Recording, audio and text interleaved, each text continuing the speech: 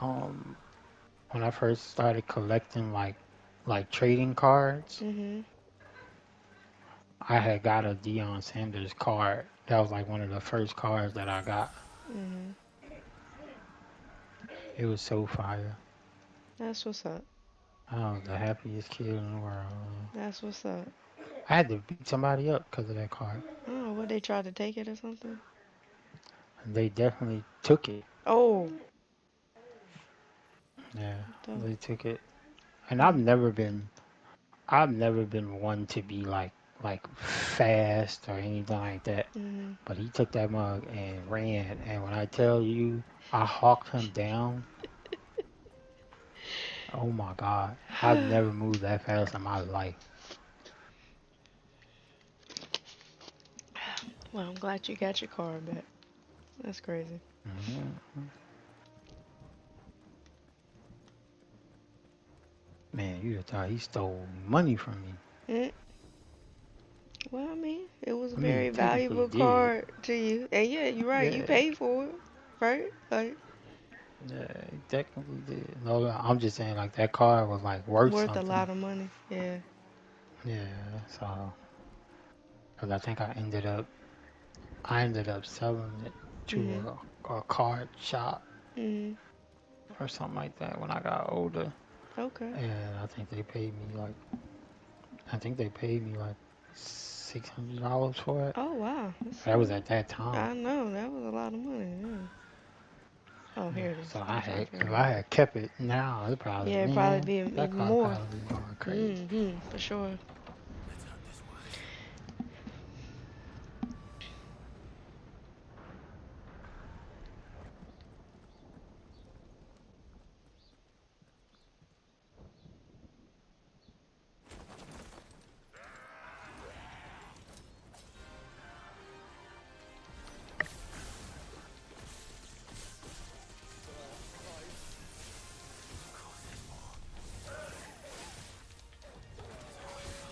Ooh, good hit.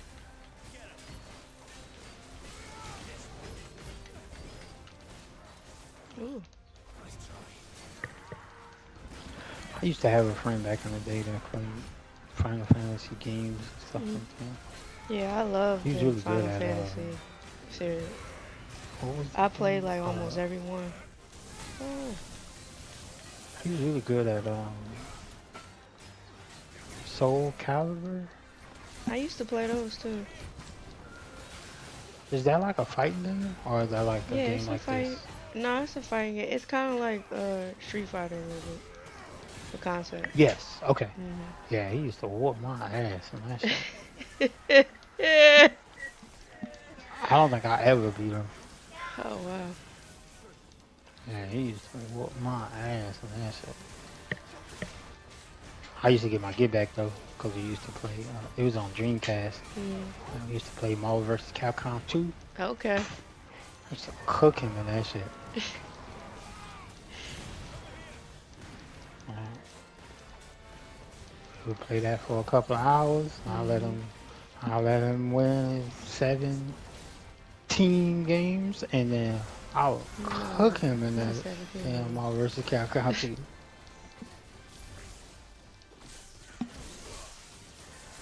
'Cause that was my game to play on arcade, Okay. and I was really really good on arcade. Okay. And I didn't have a Dreamcast, Mhm. so he couldn't figure out how the Well, heck you I were so got good. good. Yeah. Like I didn't have time to practice and all Yeah. that. I was Mhm. like, all I needed to know was what the buttons do. Yeah. Basically, playing on arcade. I just needed to know, it's like arcades like six buttons or whatever. Mhm.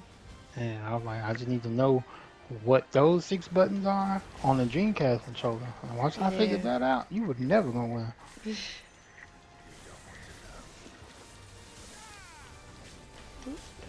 You had a chance to win before that, but nah, you are not winning that. Ooh, trying to get out the way. That's the worst. That's the worst thing people could do, letting you figure out stuff.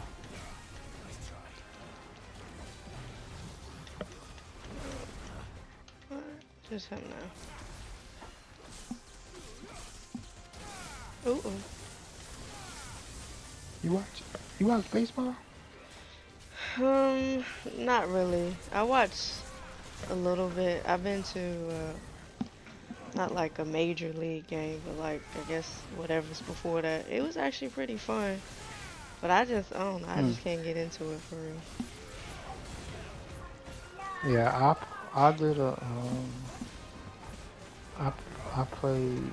I mean, I'm watching right now, Mhm. and the Yankees got 13 runs, and it's only in like the fourth inning. Mm. Now, growing up, one of my uncles, he used to play softball, so I watch a lot of that. Ooh, I know it's not quite the same, but Yeah, something similar. okay. Yeah. Yeah,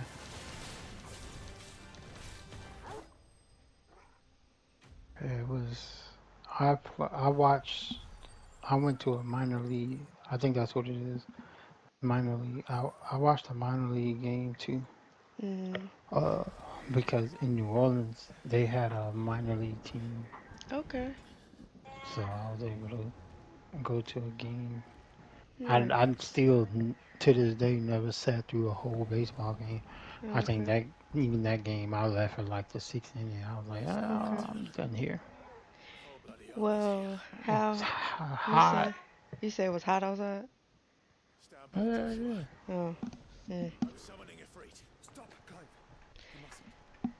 So how we actually Subway had something and we won the tickets and that's how we got tickets to that baseball game. And it was like six of us. Mm. So, and we won something at the game. One of us won like the little prize thing or something. So, it was a Oh, nice experience. like the ticket Yeah, I think joint, like a like little, yeah, like a little gift oh, basket or okay. something.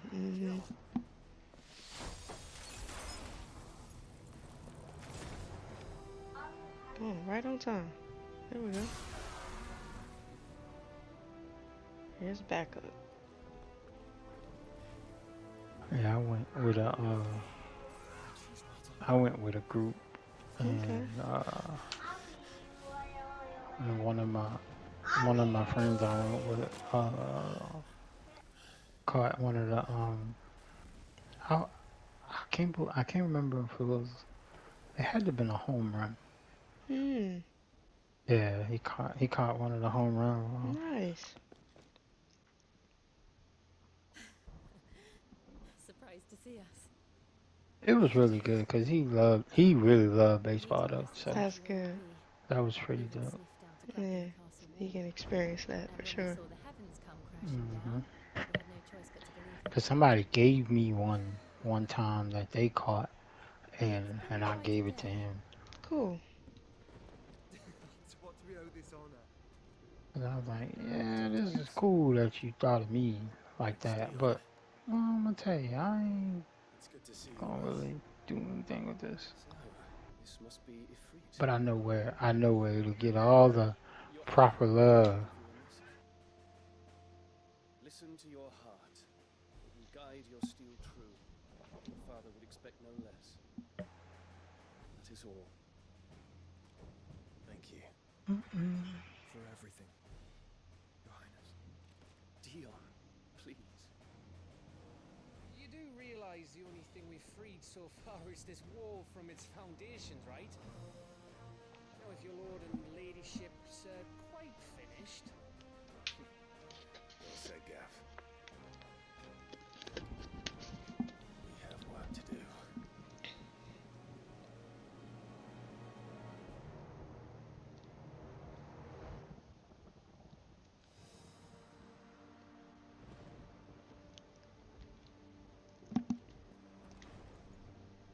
But don't suppose there's out I can say to make you change your mind.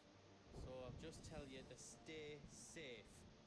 Nan won't take kindly to losing her best customer, especially after letting us carry all this stuff all the way to Ash. And we wouldn't want to anger old Nan. You mean you'll buy some off us? I've got some good stuff for you.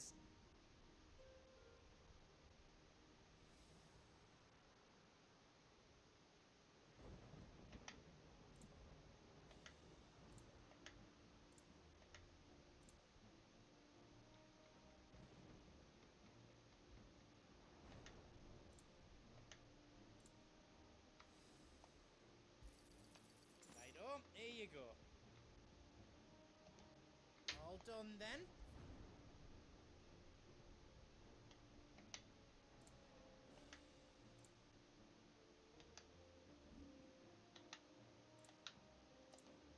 Anything else I can make for you?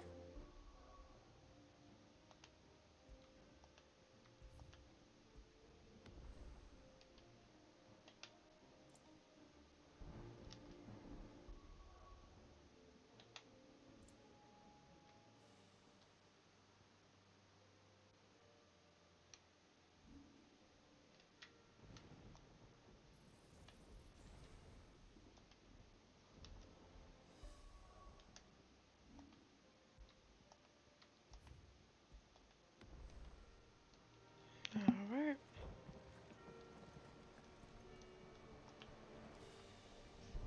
You see, Clive, we're not alone.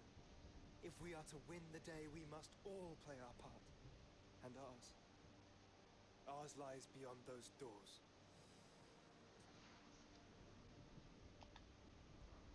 We've fought long and hard for this moment.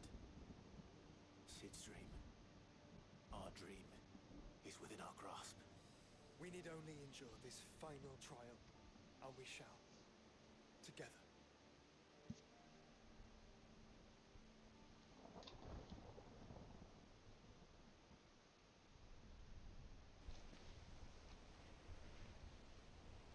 You all know what it is that awaits us beyond this gate. And we shall face it together. Aye.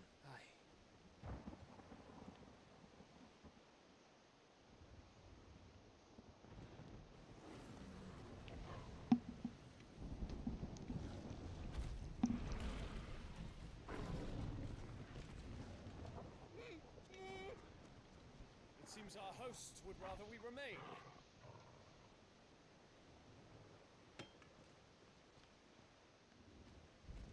I will stay them. We will stay them. Go! Just don't keep us waiting. Thank you.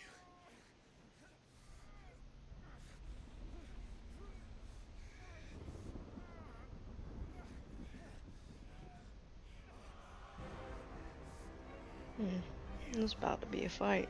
Welcome, sons of fire. I think this might be the last fight.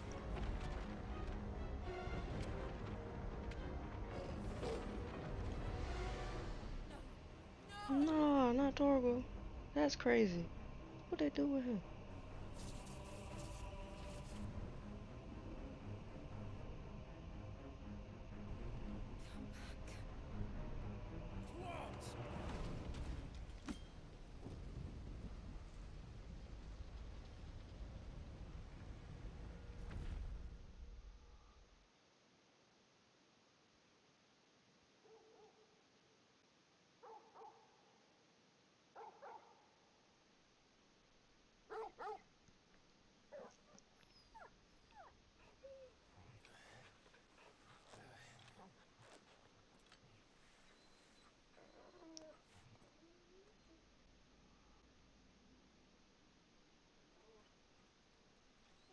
Joshua!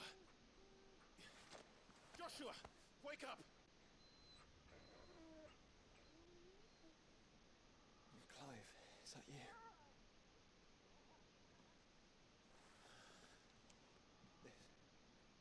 This isn't stone here.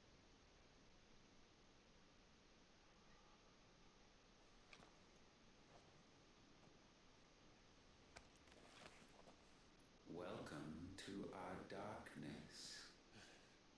A rift between worlds wherein your kind might reflect. Show yourself! Grave and many are the sins of man. And we would have you know them. All of them. As fate has seen fit to deliver you home, consider this our welcoming gift.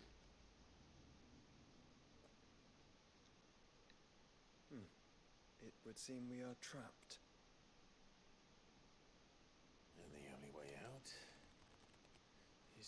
Ultima. We find him, and we leave.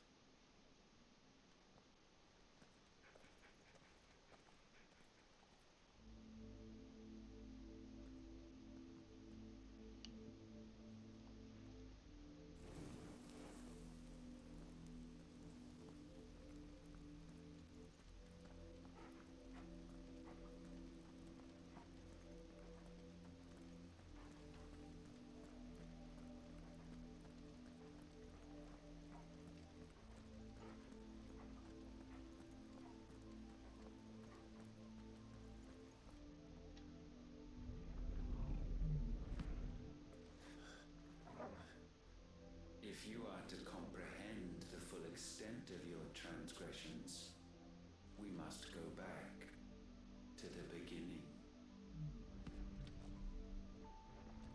When the world was still young, we visited upon it a miracle, magic, and in its light did all life flourish.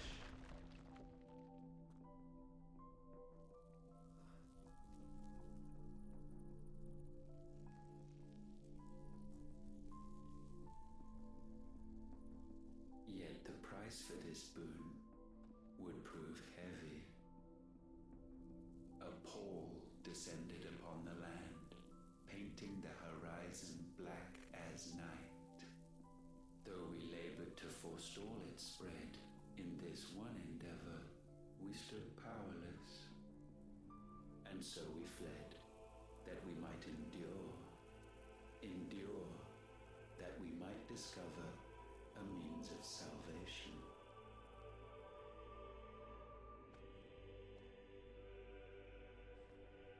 But if it was magic that caused the blight, what of the mother crystals?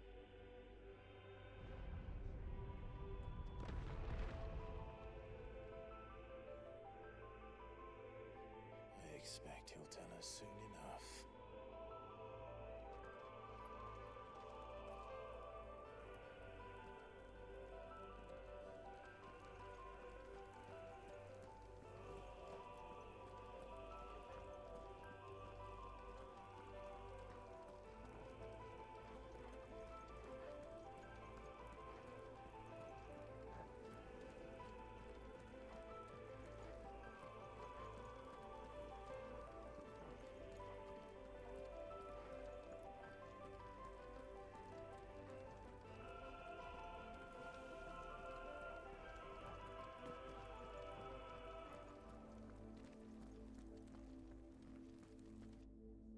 Salvation, alas, was not readily to be had.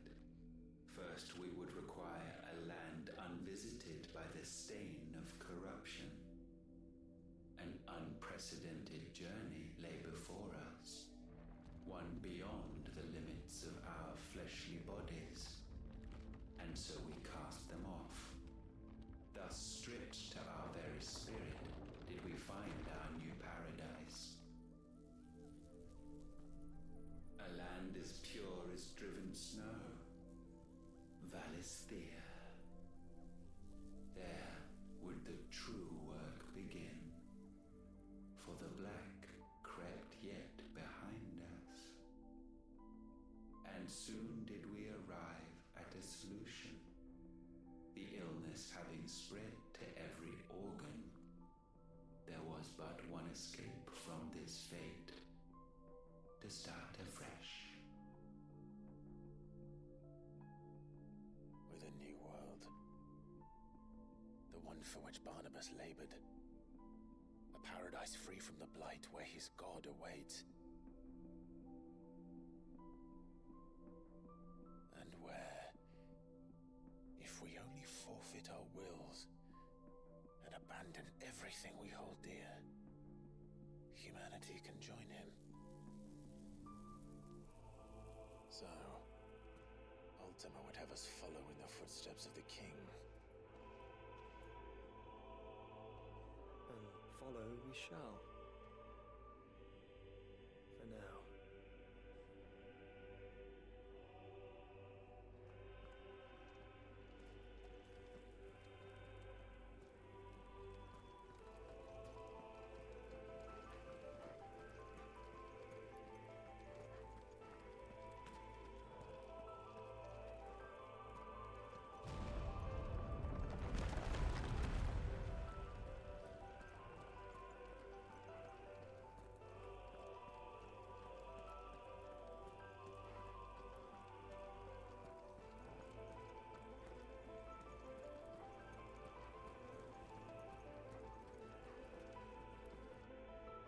forge a new world would require not only power, but a constitution strong enough to wield it. Acquiring the first would be simple. Untouched by the blight, Valisthea was replete with ether, and we had only to place jewels in her crown to claim it. Acquiring the second, however, demanded creativity. And so I cast forth the seeds of humanity. You created us. Is that not what gods do? We sowed the seeds for you, Muthos, all that you might one day blossom. And our future thus secured, we thought to slumber, though that would prove a grave mistake.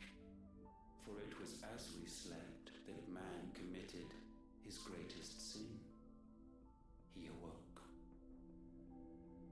Alone in a world bereft of his God's radiance, he stumbled blindly, desperate for guidance.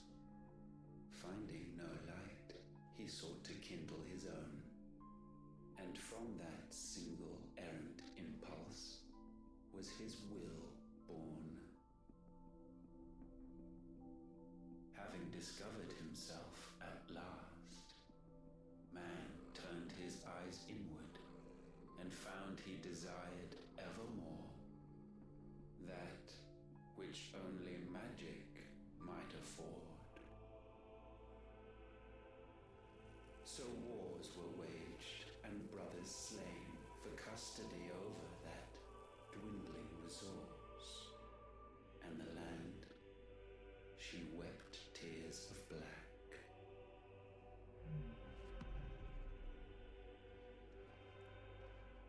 He would condemn us for this.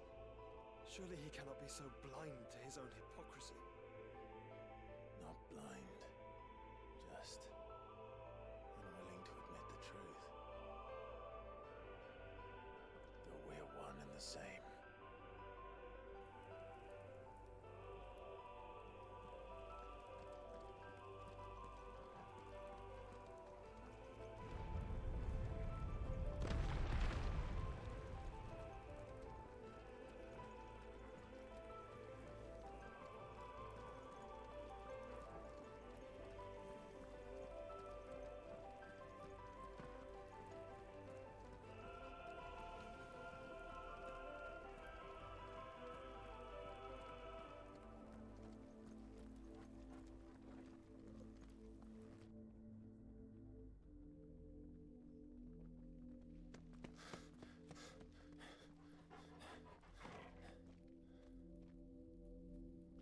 Is that Ifrit, or what's left of him. Long have our ashes lain cold for want of a spark. Cast your eyes upon them and see what you must become.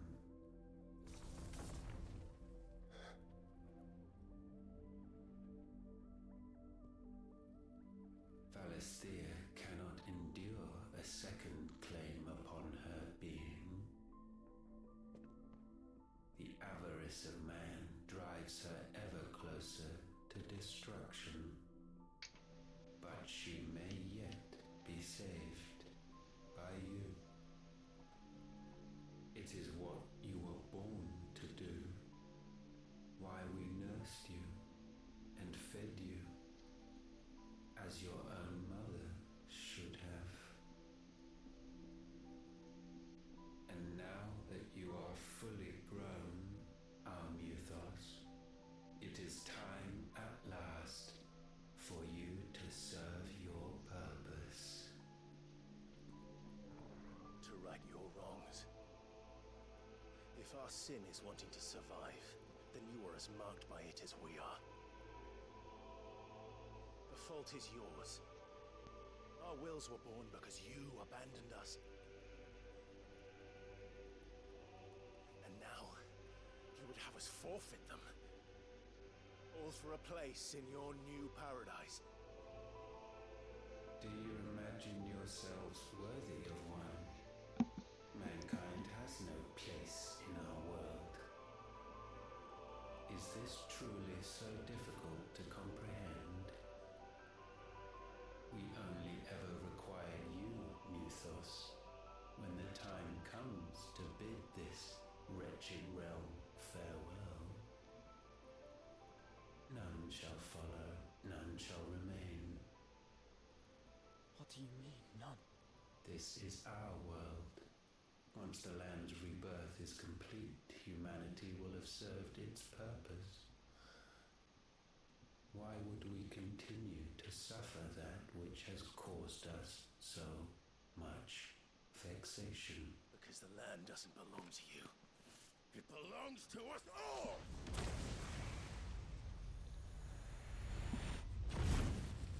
What? That is where you are mistaken. You own nothing but your precious will.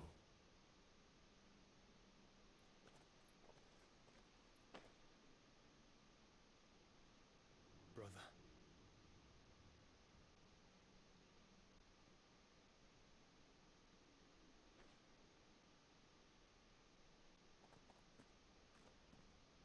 I can't do this alone. And you don't have to. I grow weary of your dissent. Now you must learn that this master will not tolerate disobedience.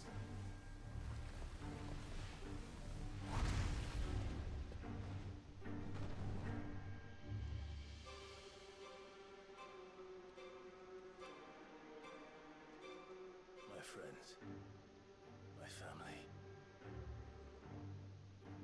We have all suffered, all fought to survive.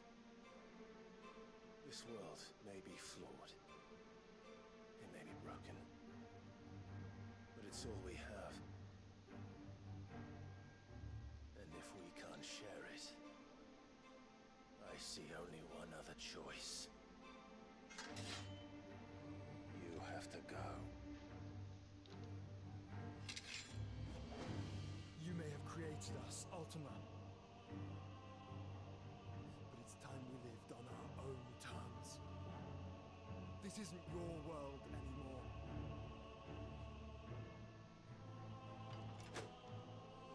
It's ours. Bow down, offenders, hearts be stained. This one. Go for it. Stick 'em. Go for it. Over here.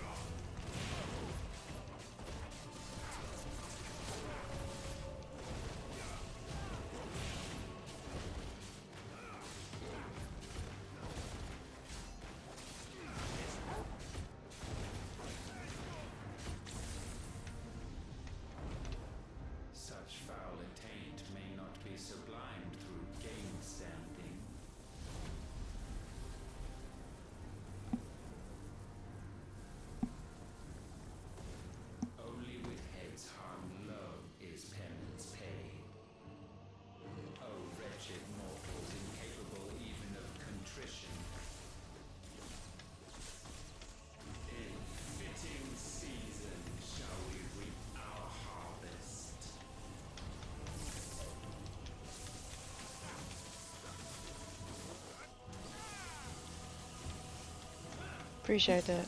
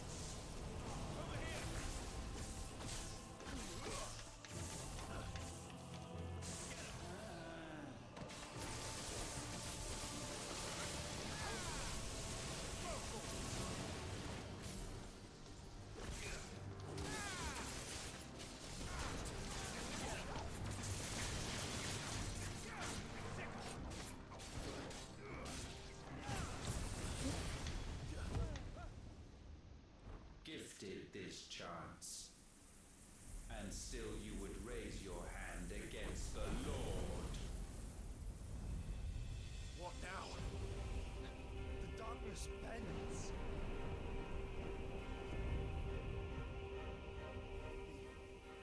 He means to end us. It wouldn't be the first time. But let's make it his last.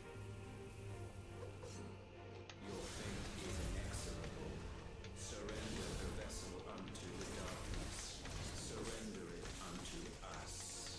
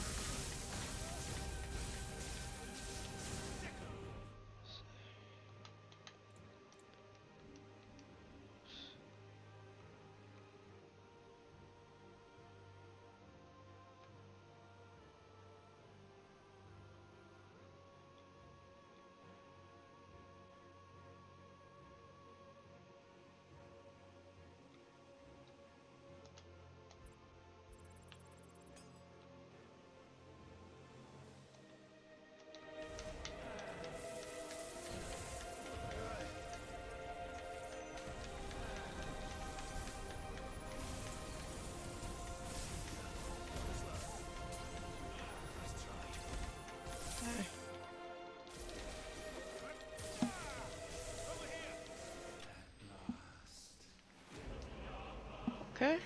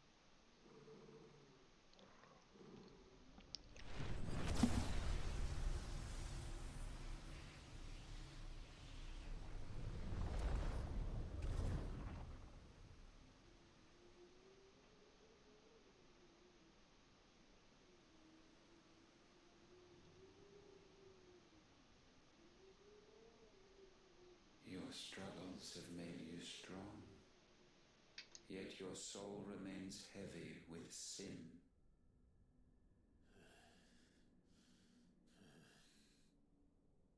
Absolution is nigh. Repent, and all shall be forgiven.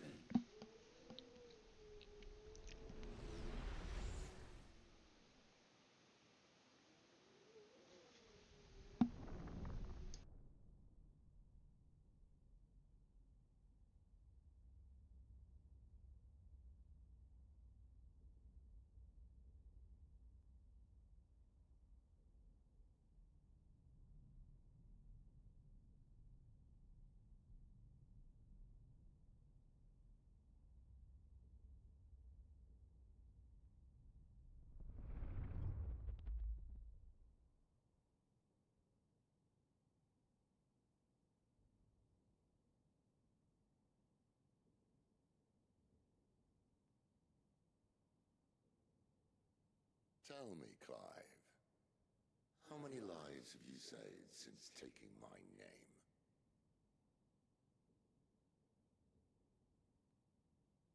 Fewer than we have ruined.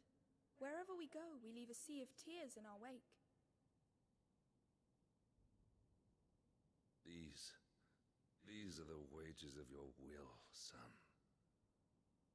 What good are our choices when all they ever bring, all they will ever bring, is death? There's no atoning, Clive. No matter how hard you try. So why not leave it all behind? Leave it all behind.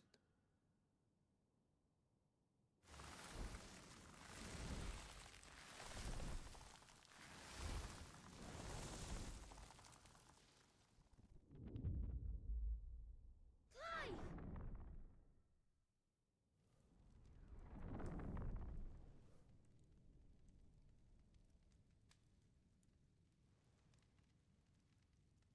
Please, won't somebody save me? Won't anybody love me? I yearn, yet still she is not mine. Have I not given enough? From will is born desire, and it is this which consumes you, rendering you incomplete. Do you not see how the world bends and warps under the weight of your hungering hearts?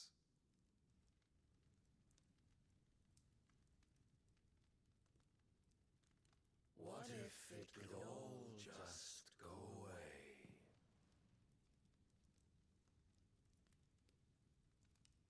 Just go away.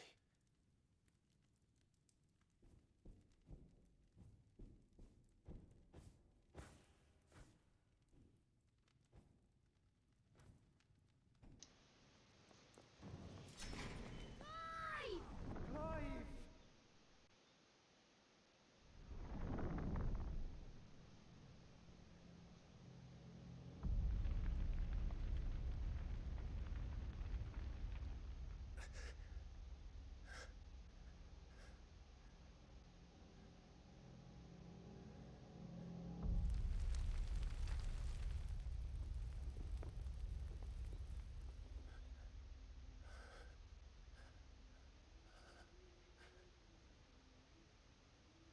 None of this is real.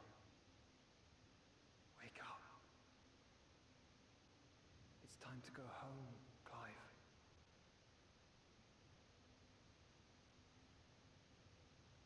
Clive. That's right. You're my brother. Brother.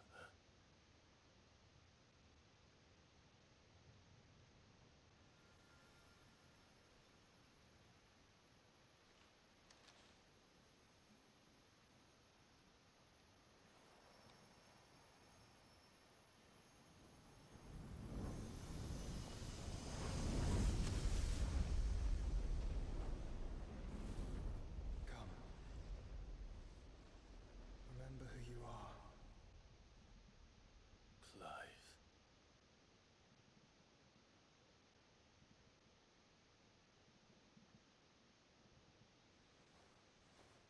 once more, lest you forget.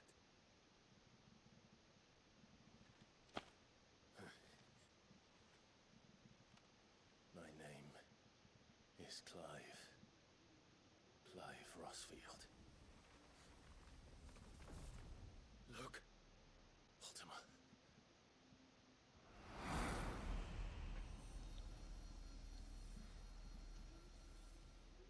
Even here, the light of the vessel's will cannot be quenched. And the Phoenix, his trespass should not have been possible. Not possible unless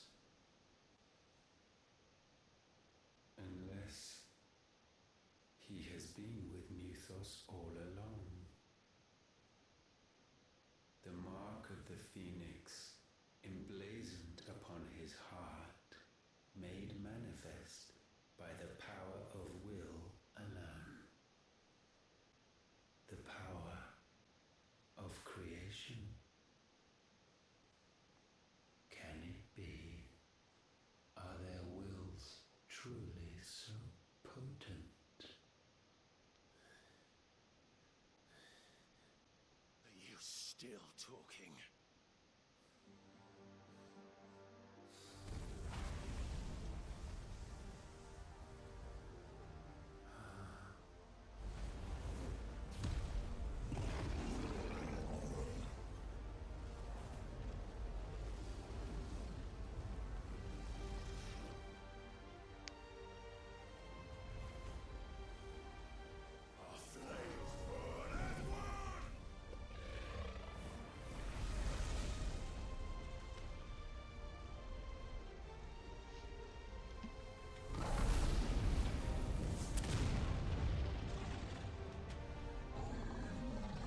This is no mere evolution, it is deviation. And herefrom does Logos rise.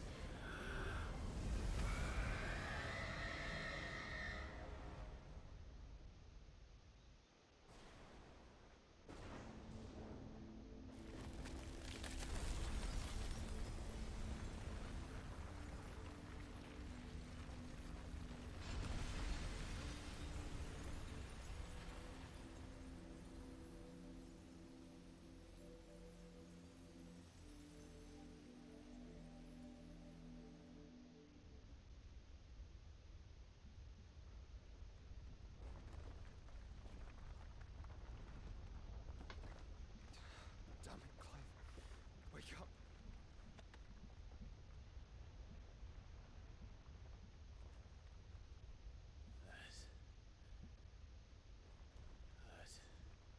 Sorry to wake you.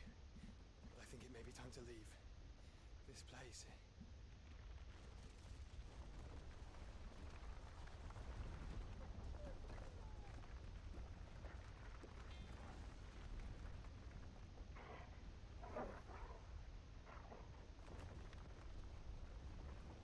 And once again does my creation stray from the path laid before it.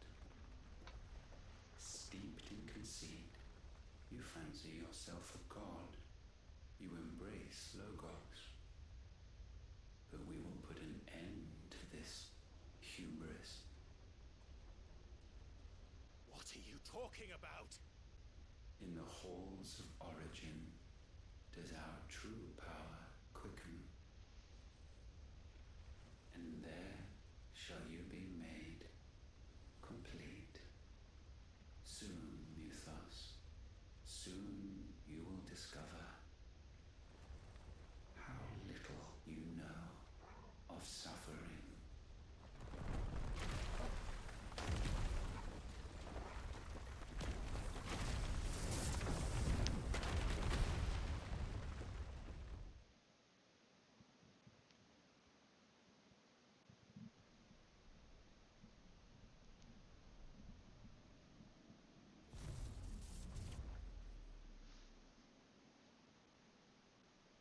And so the crystals are no more. Yet in their silence, a new song rings. Its chorus building, a crescendo crescendo as it enters its final movement, stirring those long aslumber to waking. And back to their origin.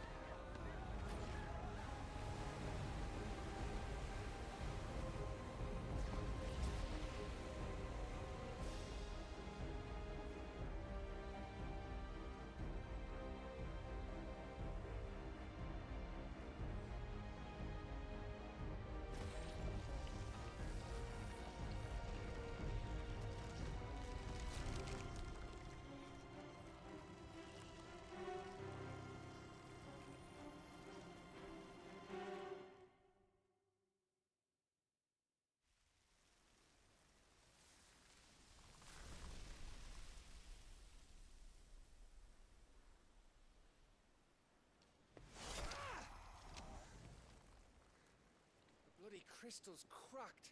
So where the hell are they?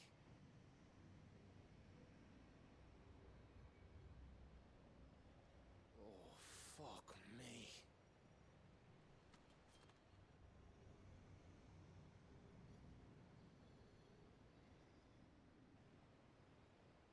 Is that ether?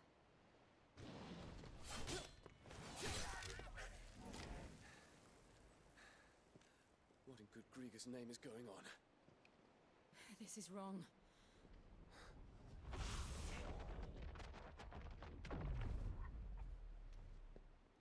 Are we back? Clive! Joshua! Jill!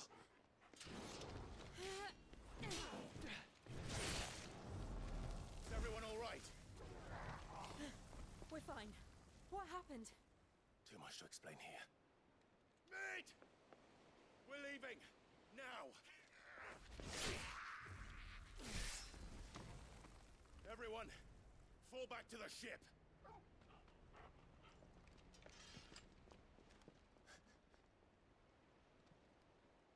I will be with you anon. Thank you.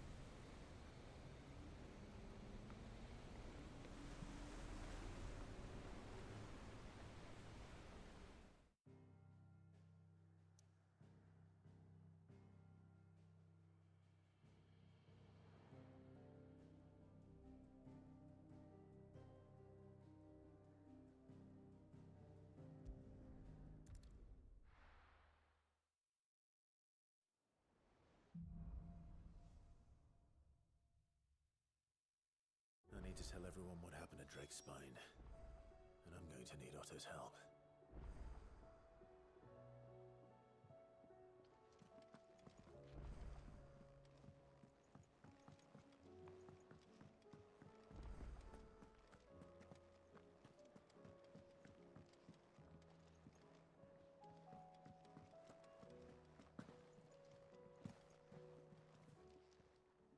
Still alive, are you? Go on, then.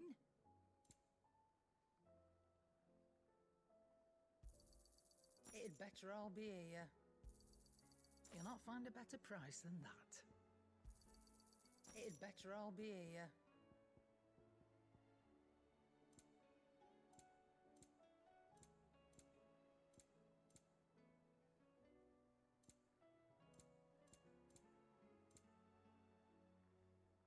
finished, are you? Clive. Take care.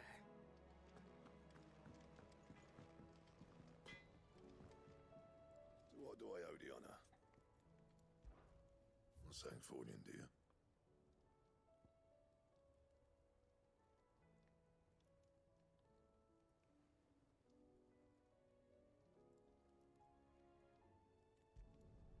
Not bad, if I do say so myself.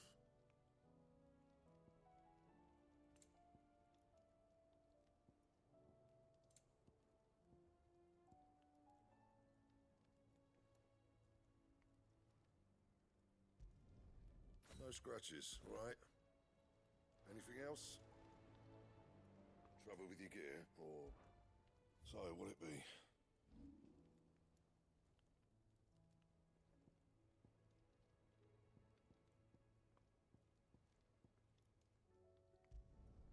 Yeah, that should do you.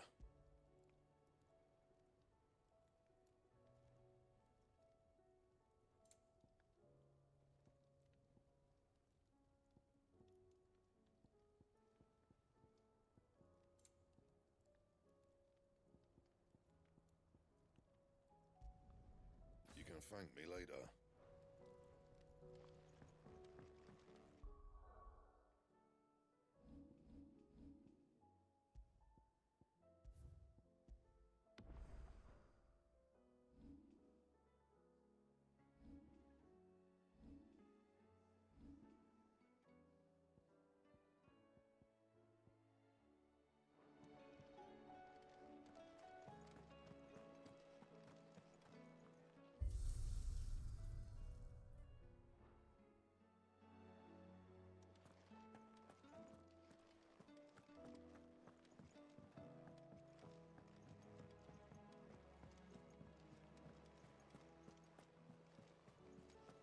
There's something about it. I feel like it's...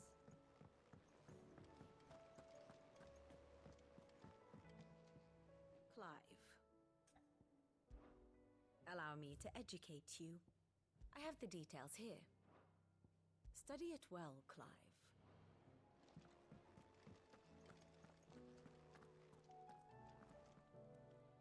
Still alive, I see. Something tells me that eyesore on the horizon is your doing. How'd you manage that? It's a long story. One that I'd rather only tell once. Right. All hands on deck, then.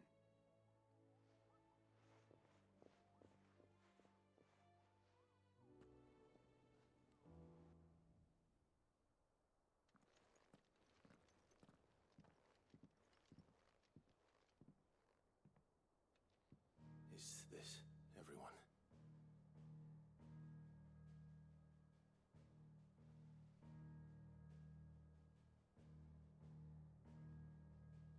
As I'm sure you've all guessed, the crystal which now commands the eastern skies was summoned by Ultima.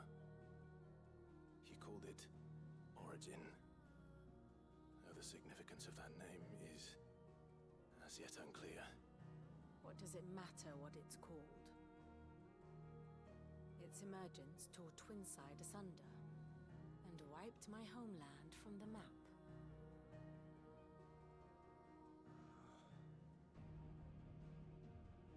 Mention of the Dominion spires can be found in the oldest of Valisthian records. But to the best of my knowledge, none provide any hint as to their true nature. That they would prove the horns of some slumbering demon. Well... The Dominion's demise was at least quick. Elsewhere, the Republican army cannot hope to contain the chaos engulfing Randalar. Canva is in flames, and the Empire. Our allies are crying out for answers. I've sent the Cursebreakers to give them what assurances we can, but right now that amounts to fuck all. They wouldn't be able to stop what the skies have started in any case.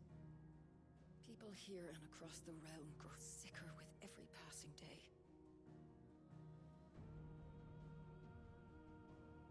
Could it be that this new Mother Crystal is like the others? That it draws upon the land's ether? It certainly looked that way from stone here. If that were true, it would explain the hastening spread of the blight since the crystal's appearance. Would it not? And as the land's ether slowly rises to the surface, it pools, corrupting all who cannot channel its energies. Archay above, ether floods below, and in the middle, here we languish, hopelessly entrapped.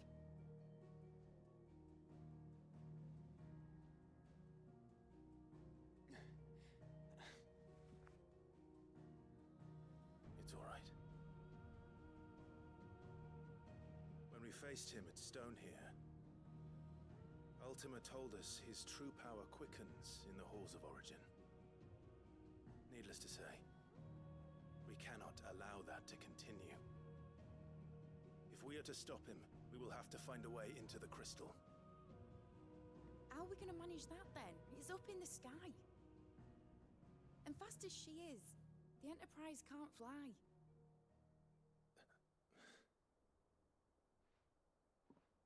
It's a lot to take in, and I reckon we'd all benefit from some time to clear our heads. The answer will come to us. Don't you worry. Ain't that right, Clive? Right. That's right. Well, go on then. Bugger off.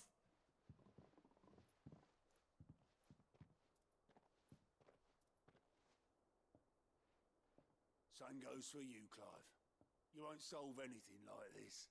Trust me. Go and get some fresh air, eh?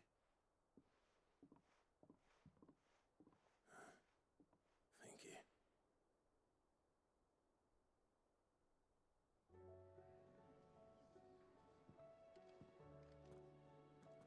Joshua seemed upset.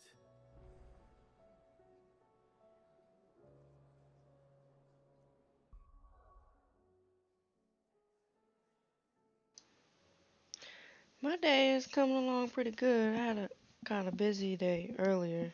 I washed my hair, cleaned up around the house. Now I'm just chilling, trying to beat Final Fantasy. Matter of fact, let me see what the percentage is. I'm at 96%, so I'm really close to beating it. Hopefully I'll be able to finish before I get off. I was at 92, so I'm at 96 now. How's your day coming along? I'll be right back. I'm gonna go grab some water real quick.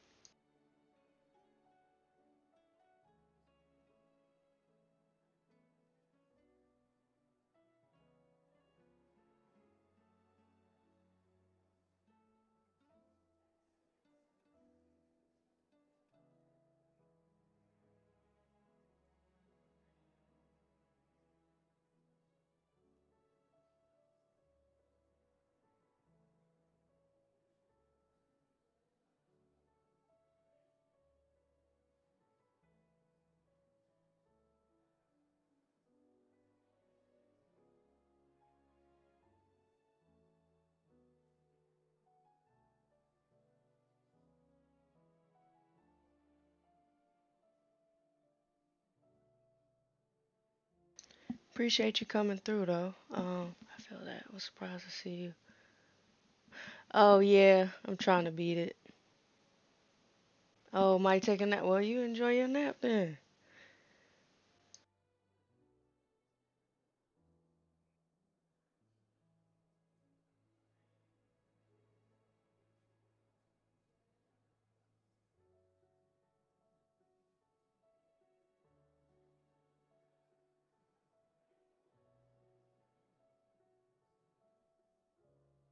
Yeah, no problem at all.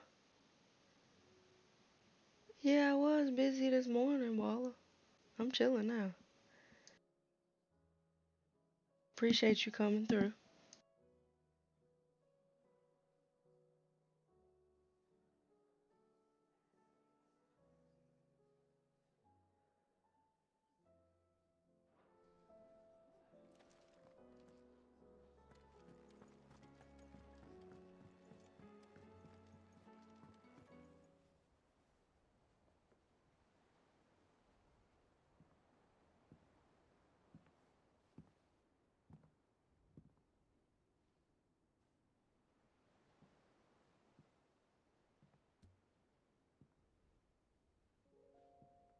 Ultima may have created us, but he doesn't make us who we are.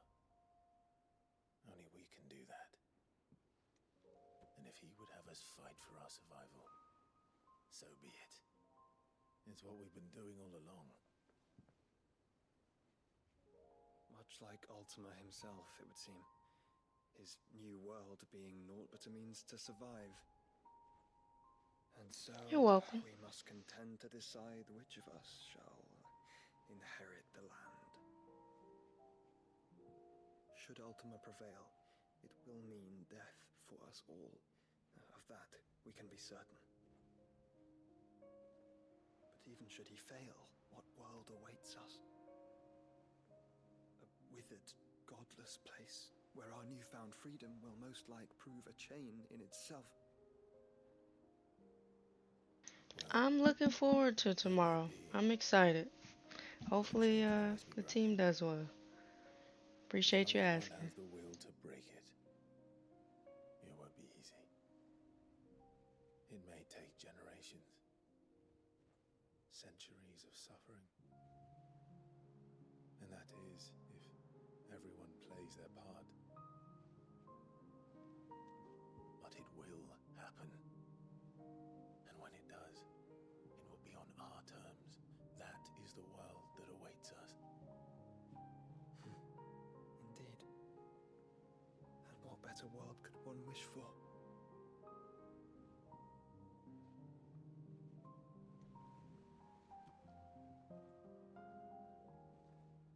But first, we have to reach that crystal. Then it's a good thing I have wings. You can barely stand, let alone fly. And only the Founder knows what horrors await in those skies. You certain about this? Am I certain? I am the Phoenix. I will do what I must. This is our fight. Remember?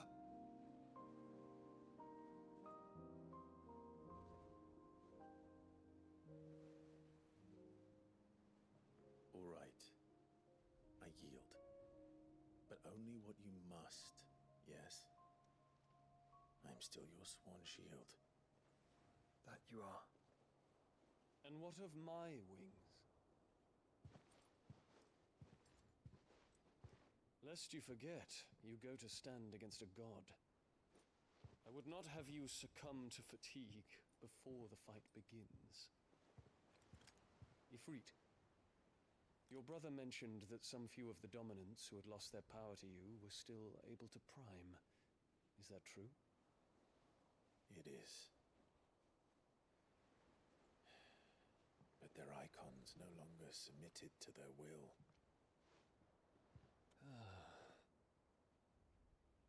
Then mine will have to be stronger. That you both might save your strength for the battle to come. You don't have to do this. If you do, there's a chance you might lose all you have left. And what have I but regret? My life ended in the Dominion. I fear death no more.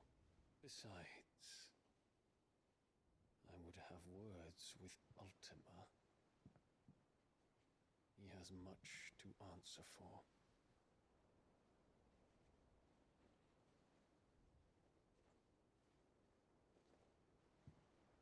We are in your debt, Dion.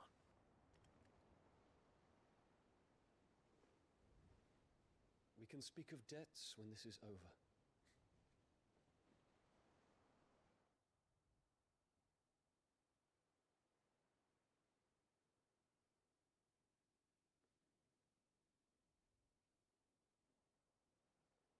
He speaks like a man who knows he's not coming back.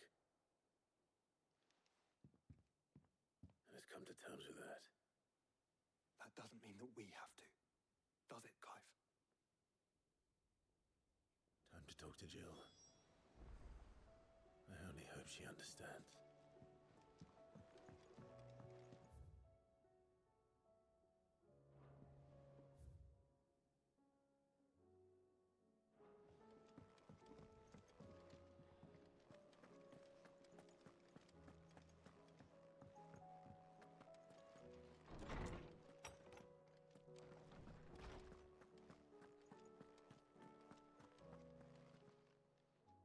I was wondering when next you'd visit. If I may observe,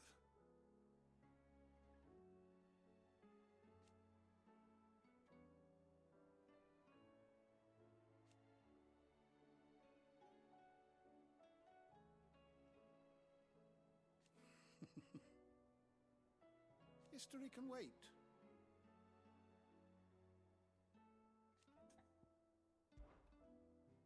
I have a few new notes that might interest you.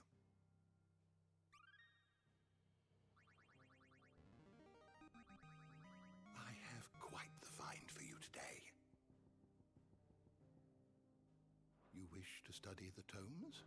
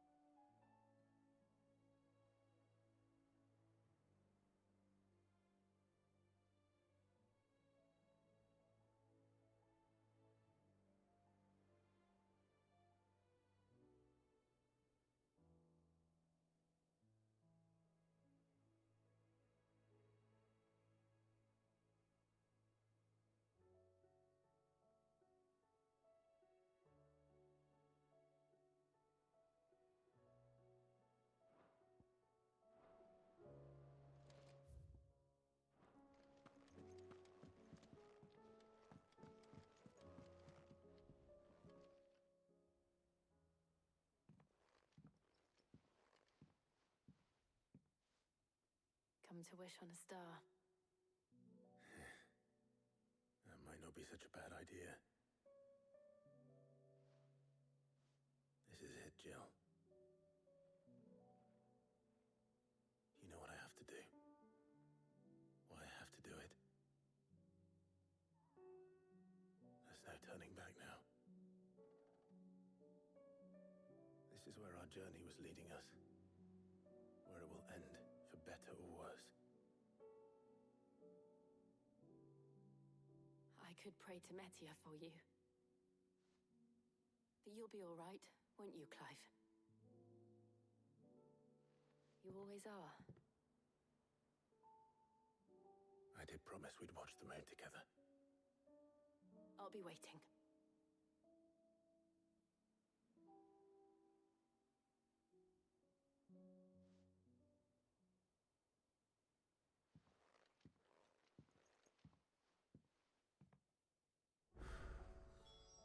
It's almost time. Better make sure I haven't forgotten anything.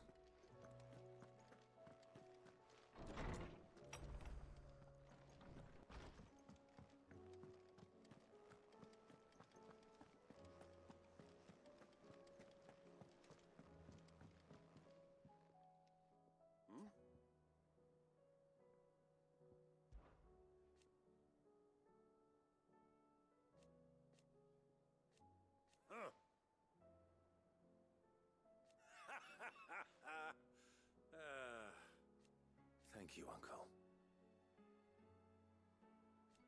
As for down here...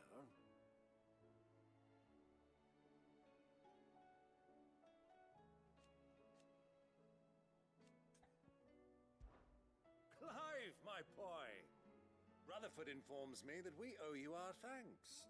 Hadn't intended for you to get involved, but such are the times we live in, huh? I would have done the same for anyone else. You're far too modest, Clive. You'd make a terrible nobleman. But tell me, is the realm truly in as dire a state as Rutherford suggests? From what little I saw, you were right to be worried. I suppose I should have expected the worst. But I was rather hoping the great and good of the realm might have things a little more under control. Alas, it seems that firm leadership is in short supply these days, and without it, the people are bound to lose their way. We must move quickly. But where do we start? True, the challenges that face us are many, but in my estimation, there are two key areas to be addressed before any other. The realm's armies and her larders. As you've seen firsthand, it's every man and woman for themselves out there. Certain cities have banded together to try and maintain some semblance of order, yes, but such cases are few and far between. And yet, the only remedy for the chaos that faces us is unity. A unity that transcends even the borders laid down by our ancestors. In short, if Storm does not stand together, she will fall apart. But how would one even begin to unite the realm? The armies, my boy. As I told you already, we begin by restoring order among the ranks of those sworn to maintain it. Sadly, I doubt I could convince even the lowliest gaggle of privates to dig a latrine together. But I do know someone the High Commanders have been known to listen to on occasion. Field Marshal Eugen Havel. I thought he was retired. He was, until an Akashic army tore through Randalar and killed most of the rank and file. There is no man alive more capable. Literally. And as luck would have it, I've already spoken with him on the matter. Of course you have. And he's agreed to help.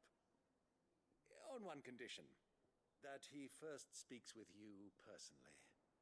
Havel has always been a man of frustratingly rigid principle, and he has certain qualms about clasping arms with, well, with an outlaw.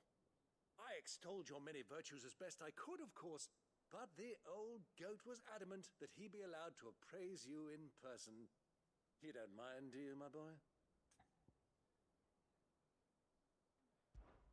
Of course not. As long as chaos reigns, we will never build a better world. I'll do whatever it takes. And if the Field Marshal wishes to speak with me in person, then so be it. That's the spirit. I'll leave for Randalar at once. Would you send a Stolas? Of course. Rutherford is already in the Dalmekian capital. I'll have him tell Havel to expect you forthwith. Excellent. Thank you, Uncle. No. Thank you, Clive.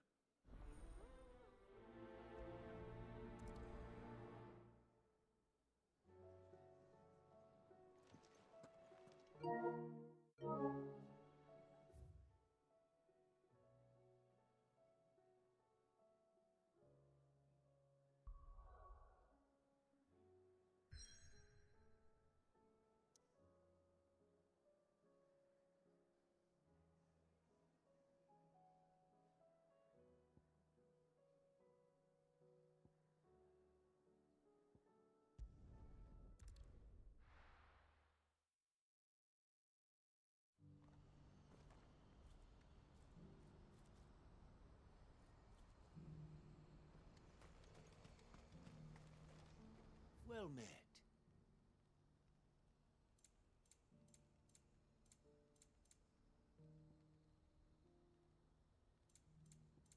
May Gilbert smile upon you.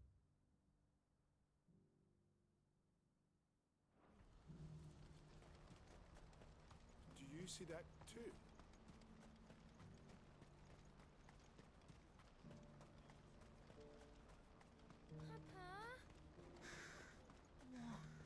What is it? Oh, please. I'm scared.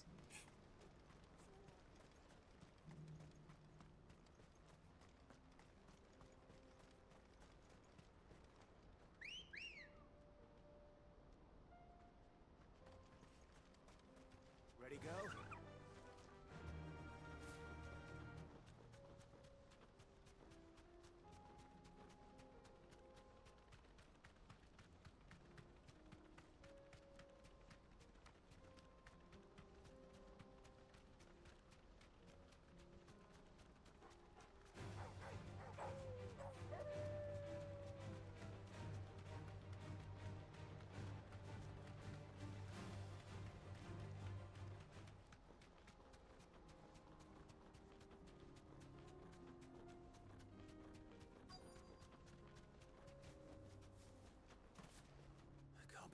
effort, can it?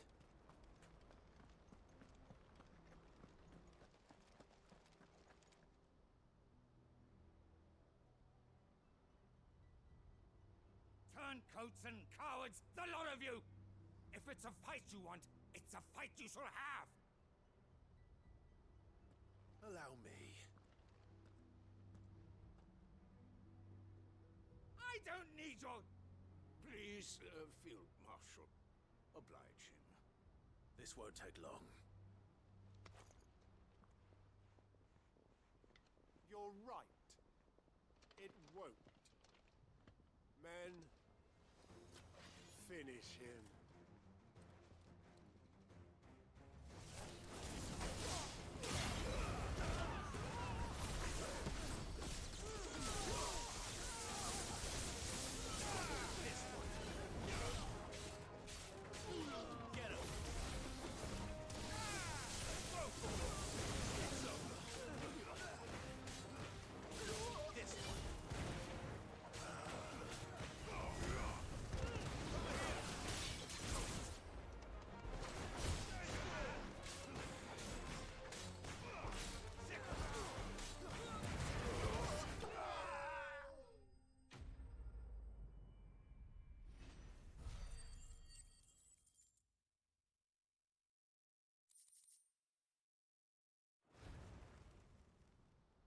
A little longer than I'd have liked.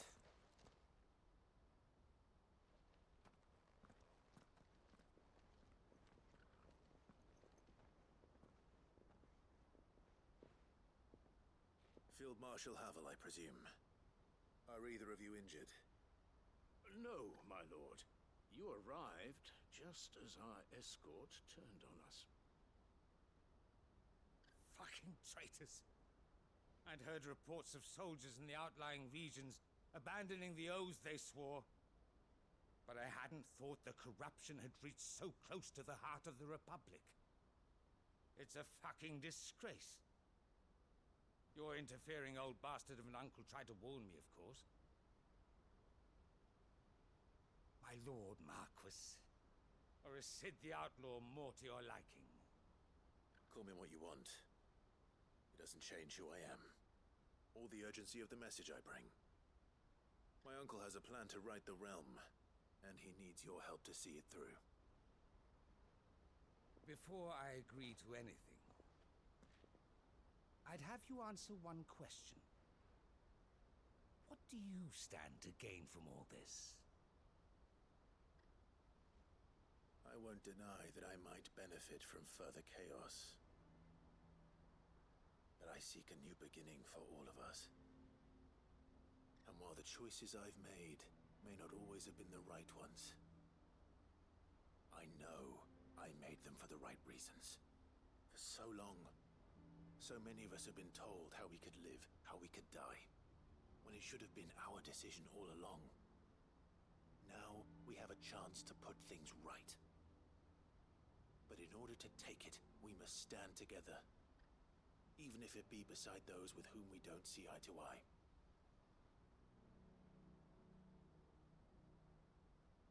Certainly not the words I expected from an outlaw. But perhaps your uncle was right. You are no ordinary outlaw.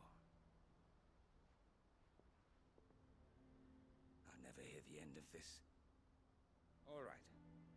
I'll start by ordering my most trusted guard to bring the Dalmekian fringes under control. Next, I'll make contact with my counterparts in the Imperial Army and see if I can't convince them to try and restore order in their own territory. Thank you, Field Marshal. But they are not the only ones we will need to convince. What do you mean? I don't doubt that I can bully some sense into a few generals. But those they answer to require a different kind of persuasion. And when it comes to honeyed words, well, we will need an envoy.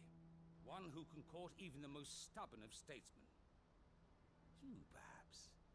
I'm flattered. But I'm no diplomat either. And I have other problems to attend to. What we need is a skilled arbitrator. And I may know just the person. Is that so? And would he happen to be an outlaw too? Of a different kind, perhaps. Beggars can't be choosers. I suppose we'll all have to find a little of the outlaw in ourselves if we're to make it through this. Very well. Send your man to me right away. I shall.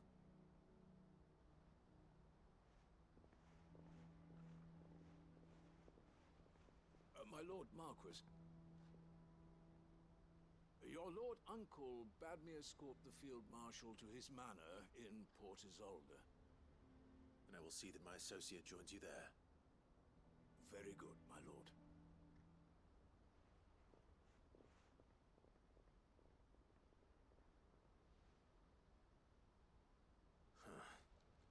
An envoy.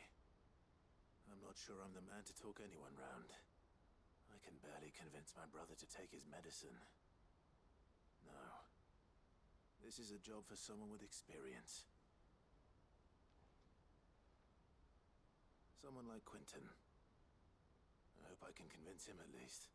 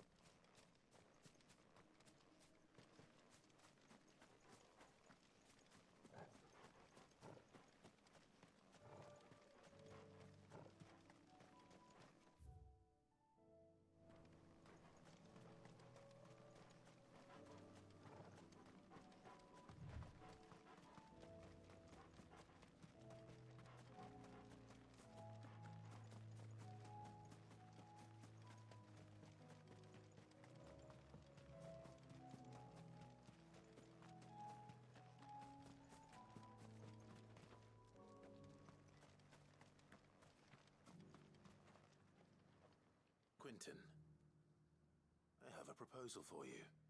Do you now? Something tells me you'll be asking more of me than a cask of Gotand gold. Go on then. Propose.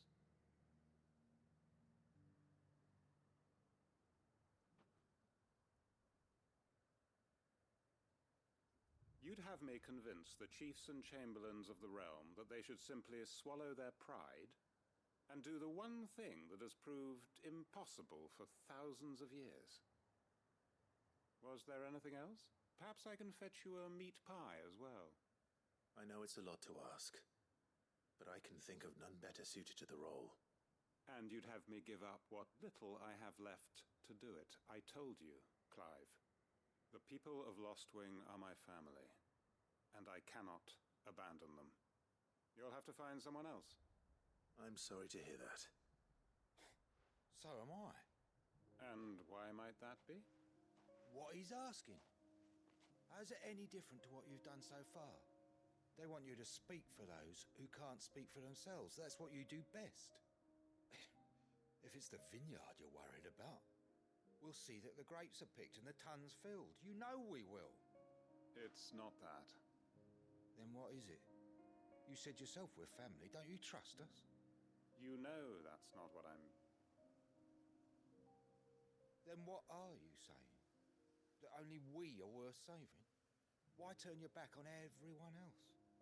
You convinced us we could build new lives for ourselves, and if you can do that, who's to say you couldn't convince the entire realm? A stirring argument. I fear that any rejoinder I make might fall somewhat flat by comparison.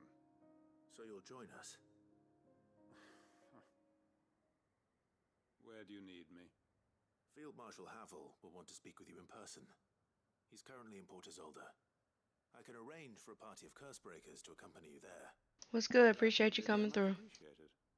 I hear the roads are far from safe these days.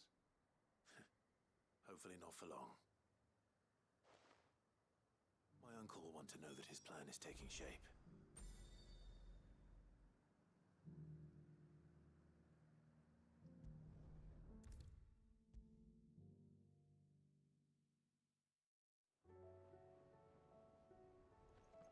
Uncle, I bring good news. The Field Marshal has agreed to your plan. Ha! Of course he has. I didn't doubt you for a moment, dear boy. Rutherford is accompanying him back to your manor in Port Isolde as we speak. They will await your return there. As will one other. One other? Who, exactly? Lord Havel was concerned that even if he could get the realm's armies to agree to an accord, he might not be as successful in convincing those with political power. He asked if I might have a solution. You're welcome. The stream's going pretty good. I'm just working on finishing this. I'm at 97%, so I'm really close to completing it. So, and after I beat this, I plan to get Assassin's Creed. So I'm gonna delete this to make room for that. So, appreciate you asking. Master Quentin would probably call me one of his, but yes. Another outlaw, then. Just the thing we need to put these rotten politicos in their places. Good thinking, Clive. I'm glad you approve. The tournament is tomorrow at 3 p.m. Eastern. Assuming Havel and Quentin can solve our problem with the armies, you still haven't mentioned how we might manage the grain shortages. Oh, don't you worry, my boy. Yeah, the new Assassin's Creed. I got some gift cards, so I won't have to pay for it. It'll be paid for, so. Oh, of course, it did take a little persuasion, but luckily I had some unexpected help. I'm as ready as I'm going to be. I might practice some a little later once I finish with this. Has it that you rescued the Lady Ariane's head steward Rockford from a horde of bloodthirsty bandits? It was more of a handful. Well, the old battle axe was so pleased. She had a shipload of talents delivered to my private docks by the next new moon. And when the other houses saw the parsimonious old crone's purse strings finally loosen, they as good as tripped over themselves in the rush to follow suit. I'm happy to hear it. Now, I must be getting back to the manor. Join us there at your earliest convenience, would you?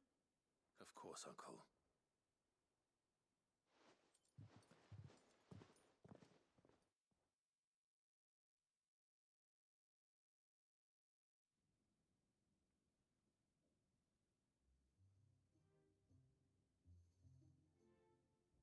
And how, pray tell, will we get that grain to the capital if the roads are still overrun with Akashic? You'll find another bloody road. I only have so many men, and I'm not about to send them headlong into an ether flood. That is, unless you'd have them turn as well. Well, I'd certainly eat less. Says the man with a belly bigger than a band of curls. My soldiers actually need their rations. Without any food to keep them going, they'll be dead even before you've sent them on your fool's errand. If I may, gentlemen, perhaps I might suggest an alternative approach. Though supply routes are indeed disrupted, there is no shortage of ships. Indeed, they bob away in every bay from here to Randalar, awaiting a safe haven. Allow them to make port and fill their bellies full of grain. And once those who crowd the cities are fed, ferry the displaced back to the countryside to work the fallow fields. But I'm sure that you wish to continue your discussion. Forgive the interruption. Two such firm friends as yourselves need no help from the likes of me. Rutherford spoke fondly of the great bond between you. Us? Friends? I can't stand the man. Clive, I'm beginning to question the quality of the company you keep. And what kind of company were you expecting him to keep? The man's a criminal. Criminal? How dare you? You are not fit to breathe the same air as this fine, upstanding young gentleman. Upstanding? He calls himself Sid the Bloody Outlaw! Once more onto the breach.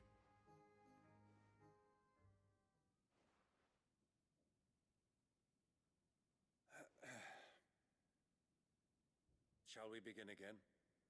What we seek here is not to create a new nation, nor to claim the thrones of those that already exist. We wish simply to bring stability to the realm that mankind might weather the current storm. And to do that, we must convince those in power, the generals, the statesmen, the nobles, that our cause is just. There will be disagreements, yes, and I imagine some resistance, much resistance. But we cannot let that deter us. If we show them the path, show them that we walk it ourselves, then I am confident they will follow. The fate of the world lies in my nephew's hands, but the well-being of her people lies in ours. And we must not squander the chance that Clive has given us. Uncle Byron, Now, with that settled, let's move on to the signing of the Accord. For what great moment in history hasn't been accompanied by a little ceremony?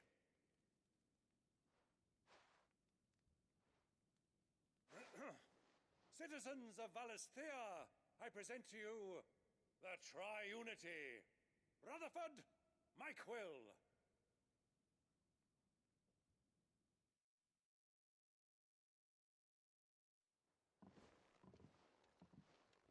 Well, my boy, the stage is set. that it is. This is the role you were born for. Now I ask only that you trust in the talents of your supporting cast. We shall play our parts to the best of our abilities, that you might have the opportunity to shine. The realm needs its Sir Crandall, and there is no better Crandall than you, Clive. I want you to keep this signed accord as proof of our faith in you. I will. Thank you, Uncle.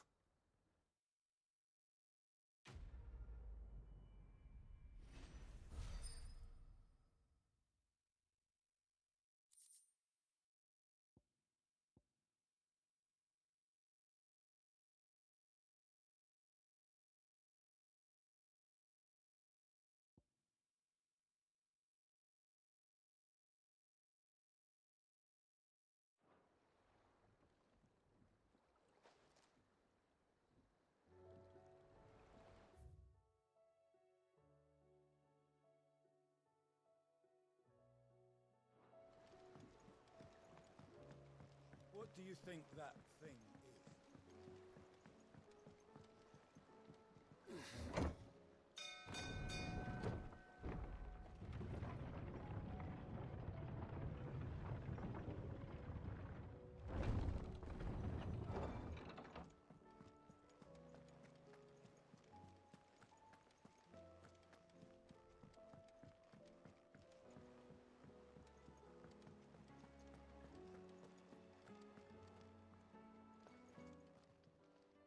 Fancy a look at the list, do you? Anything catch your eye?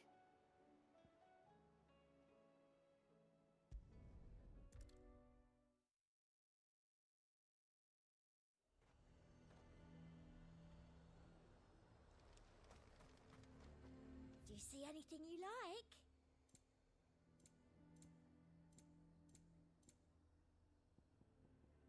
Come back again.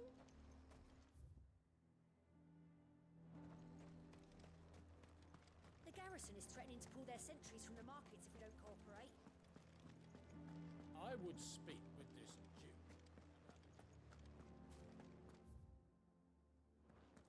Saw the captain just now. Wasn't wearing his uniform. Your town needs you. I need you.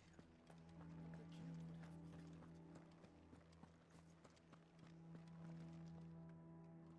Do you have a moment, Clive? What is it? It's the Duke, unsurprisingly. His Eminence has assumed full control of the garrison and put every able-bodied man to work on the fortifications. The town was left all but unguarded, so Philippe was compelled to form a citizens' watch to fill the void. And though my dear boys have been characteristically willing to assist him in this, they want for bodies. So I was wondering if you would lend them your strength, that the people of Northreach might sleep easier, if only for a few nights.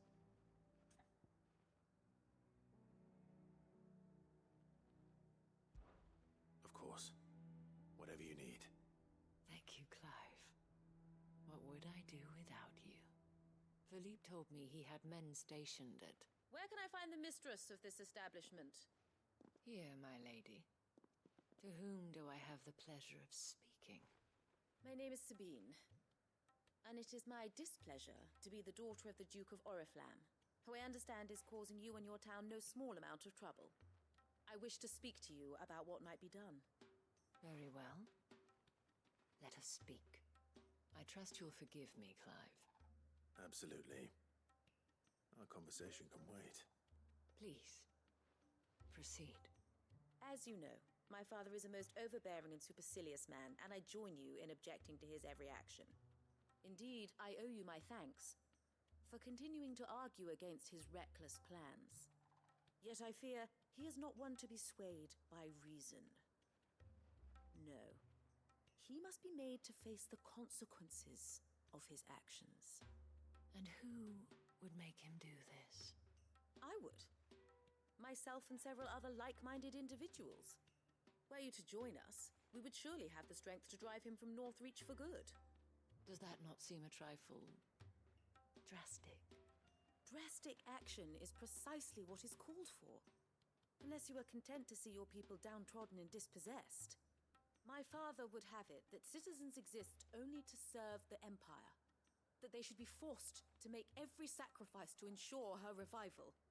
But he is wrong. It is not the people who must serve the Empire, but the Empire who must serve her people. He's always been like this. Scornful of the opinions of anyone he judged beneath him. But he cannot be allowed to ride roughshod over the common folk any longer. We must fight him by all possible means. Fight him? No. My purpose is to quell the tension in Northreach, not to stoke it. Respectfully, my lady. Our only chance of saving this town depends upon every one of us uniting against our common enemy. Your father and his followers included. While I understand your frustrations, I cling to the hope that he may yet be won round. False hope, I assure you. But I see that your mind is made up. I shall bother you no longer. If you will extend me the same courtesy, I bid you good day. She certainly has spirit. Indeed. But unfortunately for us, that spirit is only likely to harden the Duke's resolve, which may be enough to seal the fate of this town. Not that she cares.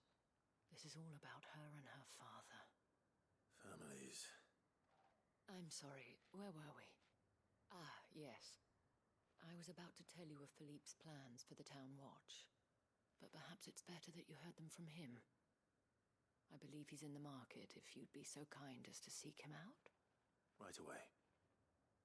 It's just a pity I cannot join you. I'd like to see the two of you in action together.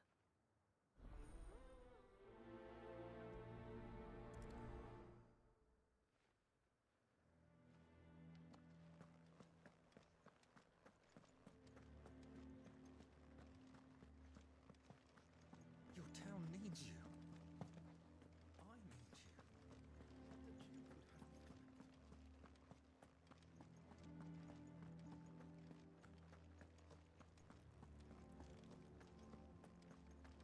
What does the dame have to say about all this, I wonder? Surely she can't allow it.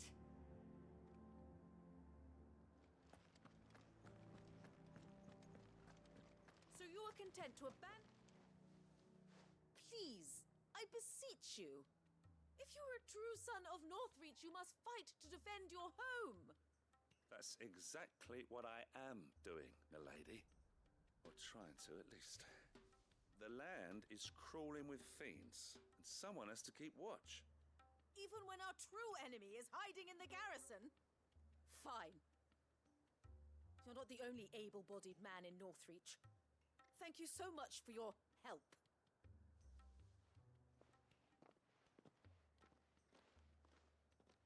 She cornered you too, then?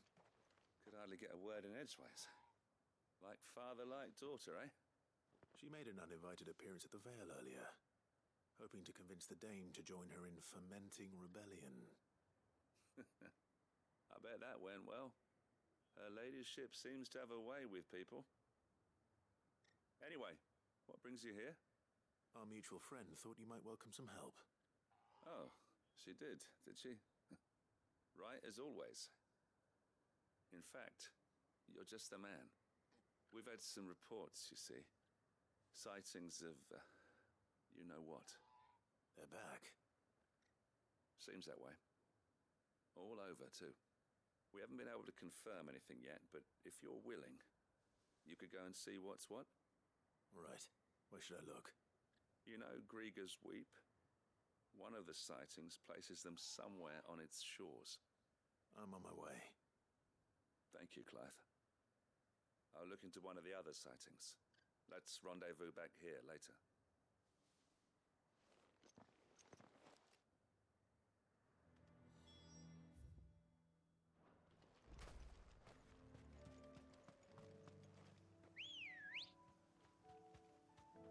Let's go.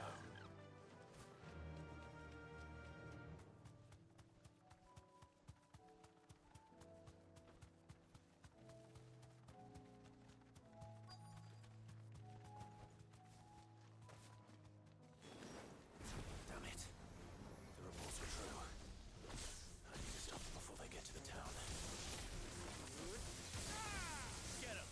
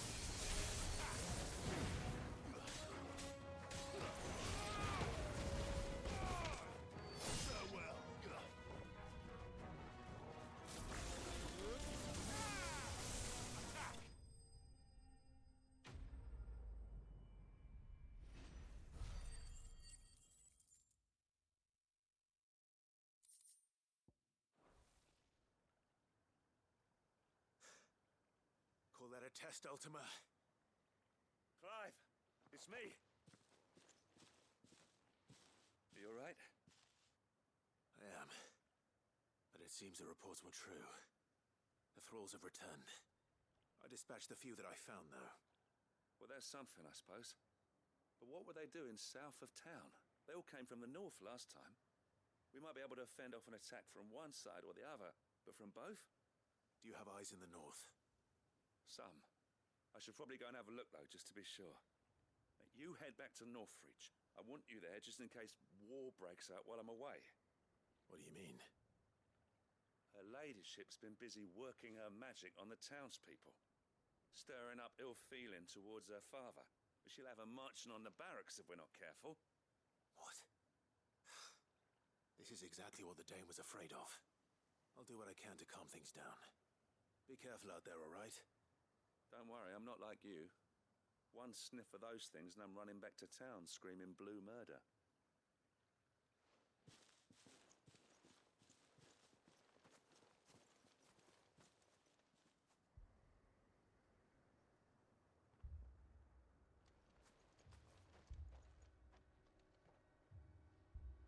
not see, Father?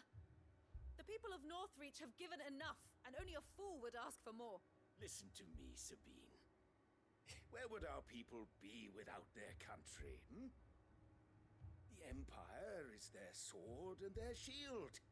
It is she that ensures they can live without fear.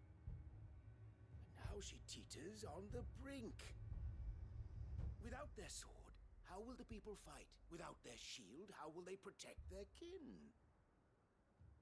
Can the unarmed stand against the advancing hordes? No. But there is yet hope. A new shield, a new sword. A new empire.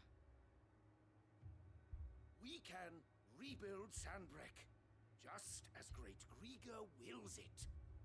Perhaps we could, Father. But we don't want to. Not if it is built on the broken backs of the people. Please, let us not quarrel in the street. You must see that no good will come of this. Our fight is not with each other, but with the threat that draws ever closer to our gates. A threat that your sword has yet to rid us of, Your Eminence. You will hold your tongue, whore! You may have filled my daughter's head with your heresy, but I will not be corrupted. Corrupted? Your daughter's opinions are her own, as you would know if you had ever deigned to listen to her. At least I hope they are your opinions, and not posturing born of a family feud. Northreach deserves better than that. Northreach deserves better than you, Carla. Yes, I know who you are. The slut of Twinside who bedded a Branded.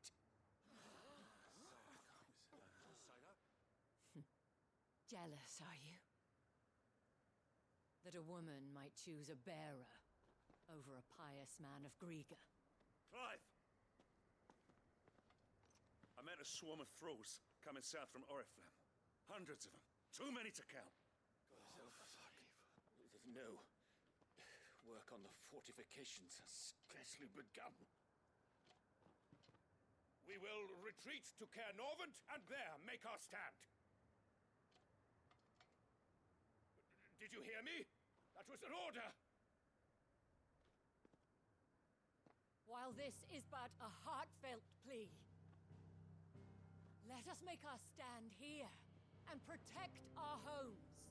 Protect those that we love. Together, for Northreach!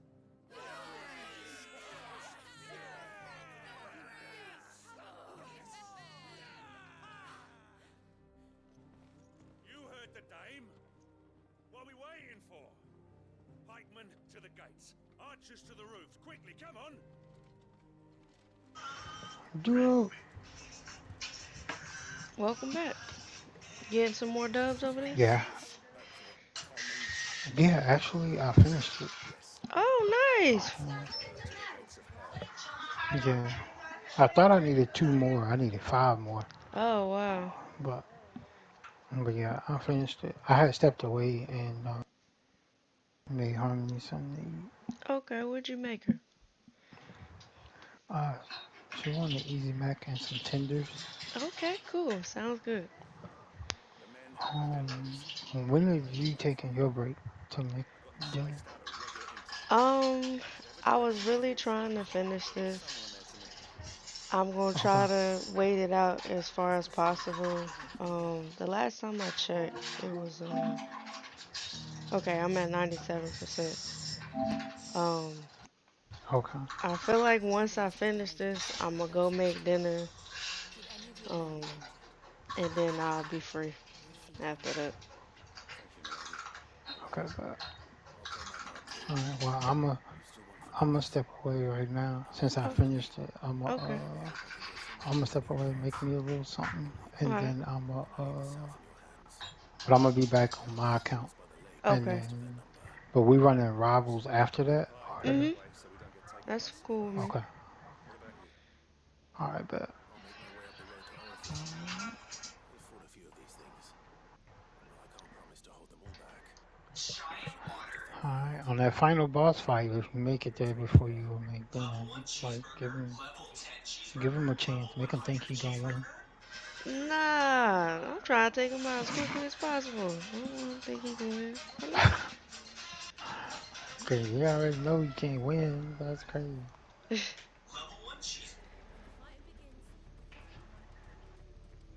Do you know what you I do making for appreciate you yourself? Mm? pulling up. Um, I don't, but I know Oh, them fries gonna be included okay. for the show. I know it ain't gonna be just that, but I don't know just yet. Alright. I gotta go down there and look around again. I say I kind of let Harmony choose. I give her like a couple options, and then Mhm. she'll reach out and like hit the bag or whatever, Okay, cool. or whatever she wants. So we'll see. All right, dude. Alright. I'll be back, and I'll hit you up when I'm back. Okay, no problem. All right. Alright.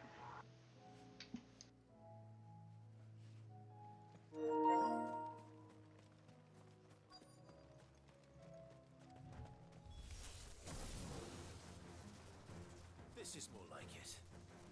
Come on then. Test me.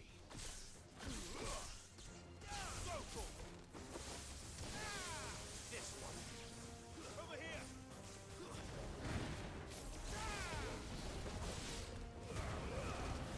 For yours, Torgal. Go for it.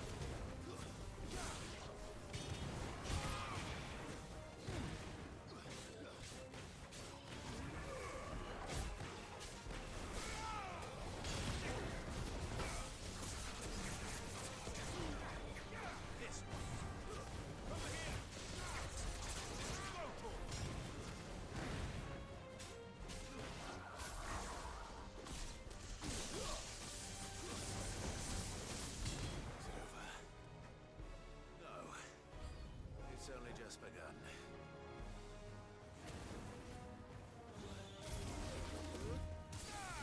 Get him.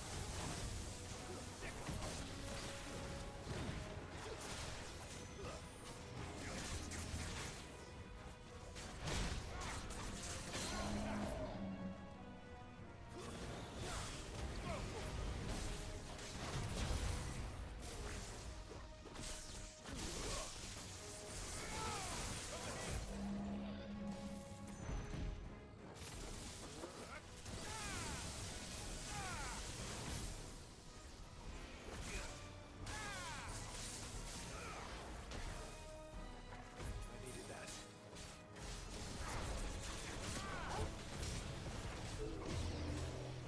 Nice try.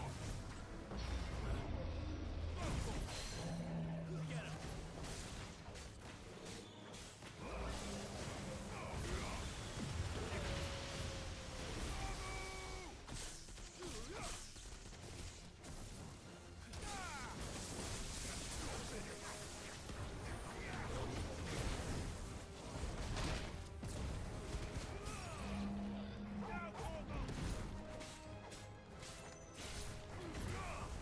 It's over.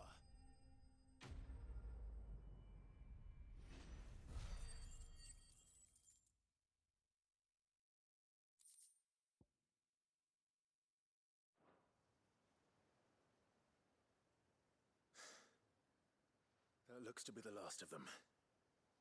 I wonder how the others fared. Better hurry back to town. Come on, Torgal.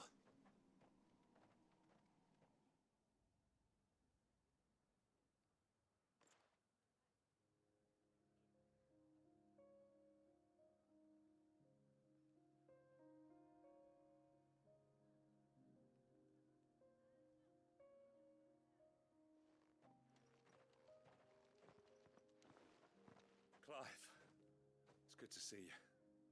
And you. The road to Oriflamme is clear. How did you and your men fare? Well, we ended up fighting for our lives down by the lake. Took a few nicks, but nothing the girls of the Vale can't put right. Glad to hear it. Well, it seems we've survived. For the time being, at least. I thank you both for answering the call. You were right. And I was wrong. About everything. I had thought that the only way to unite the people was under the banner of Empire. That without a strong hand to guide them, they would drift apart. To be borne hither and yon by the eddying currents of fate. But you brought them together. Not by force, nor by the exercise of goddess-given authority, but by simply being one of them. By knowing what they feel, because you feel it yourself. Our purpose was ever the same, Your Eminence.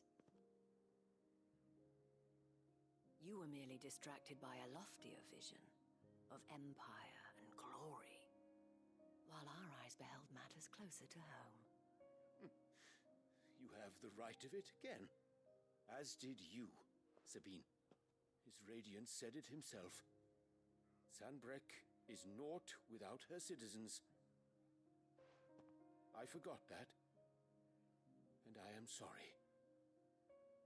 I'm sorry too, Father. I should never have taken things so far.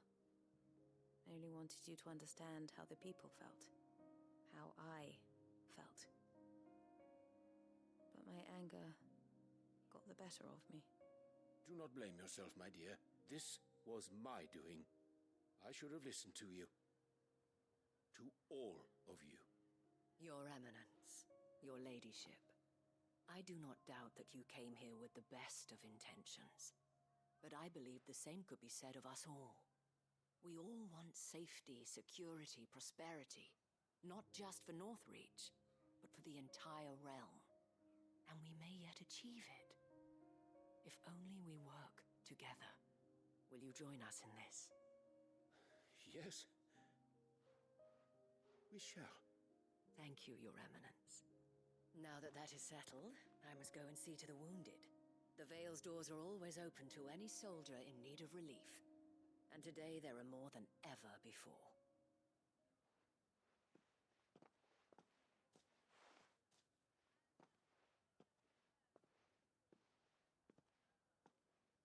Madame Isabel is a rare soul indeed. In these dark times, I see that it is not men like me who should lead the realm, but women like her. You're right. If only I'd listened to her when I had the chance. Forgive me for saying so, my lady, but you still do. The Dame said it herself. We can turn things around. We just have to work together. And that goes for you, too. You're one of us now. One of you? Well said, Captain. Let this be a new beginning. Not only for Sanbreque, but for us.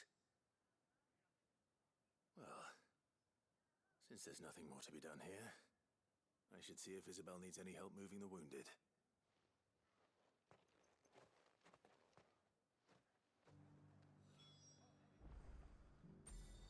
Can we get you anything?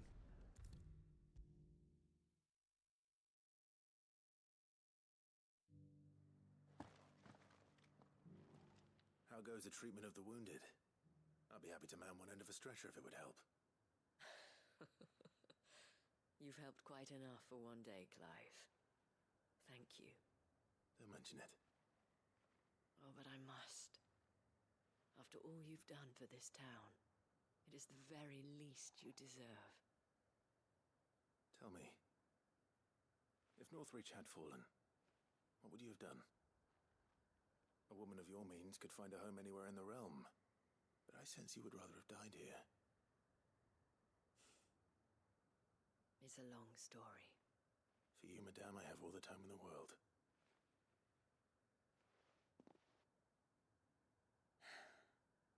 Very well.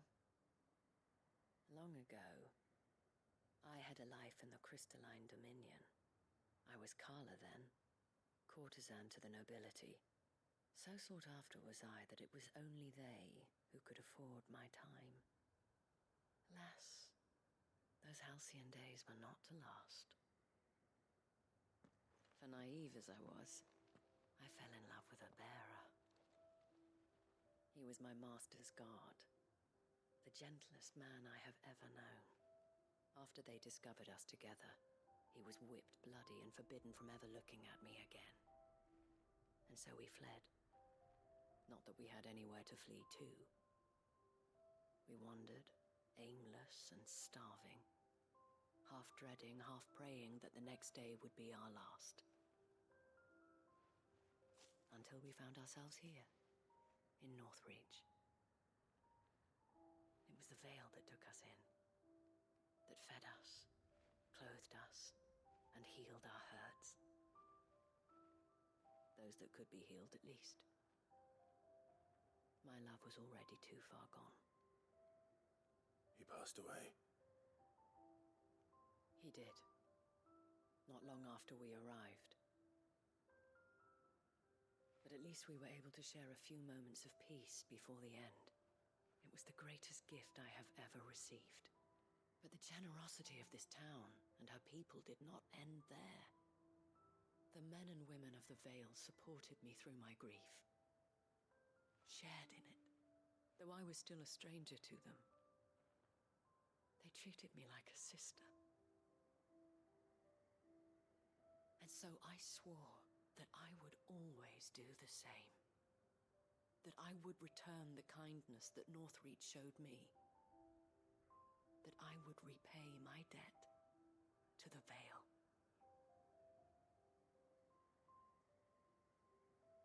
Thank you, Isabel, for sharing this with me.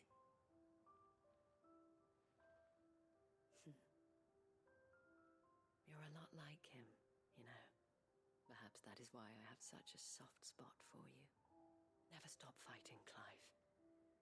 And I shan't either. I know that it will not be easy to keep Northreach together. But our efforts will be rewarded. Just look at us now. The people, the soldiers, even the Duke of Oriflamme and his daughter, all united in defense of this town that we have come to call our home. And what of you? Can we count on your support too? Always.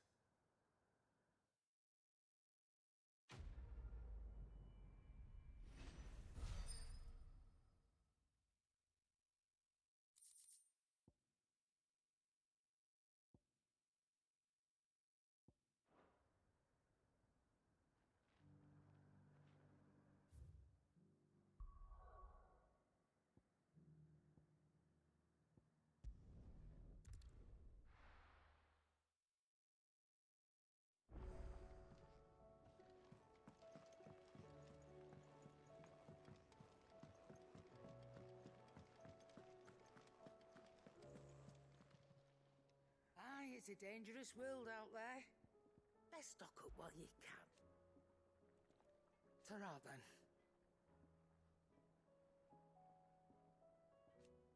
Thank you, Karen.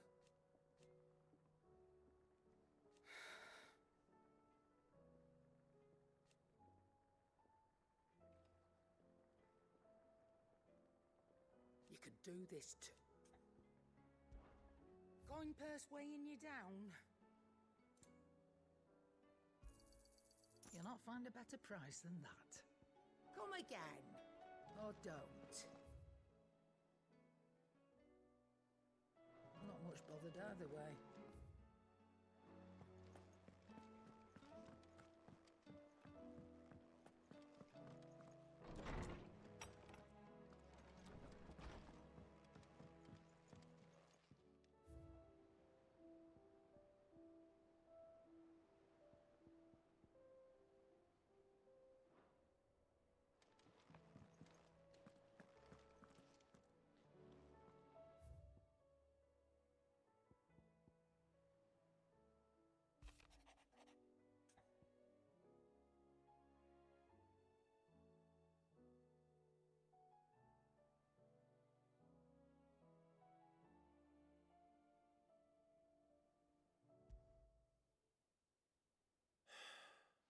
is it this time, Torgal?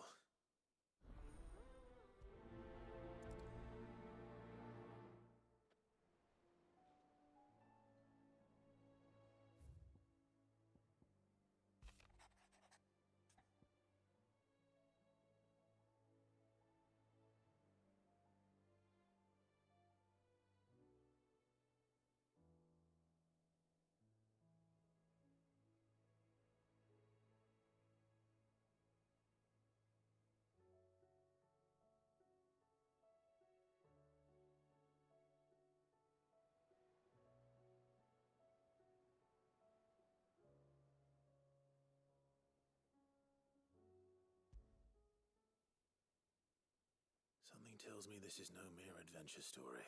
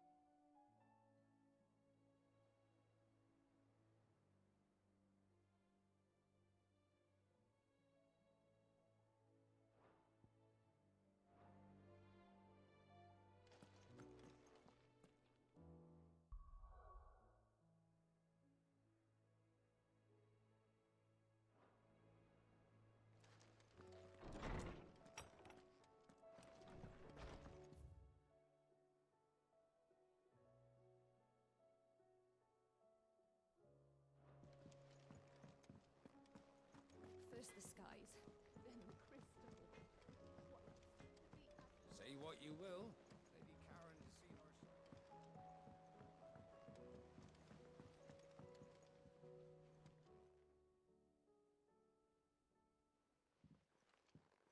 Pining for something, boy.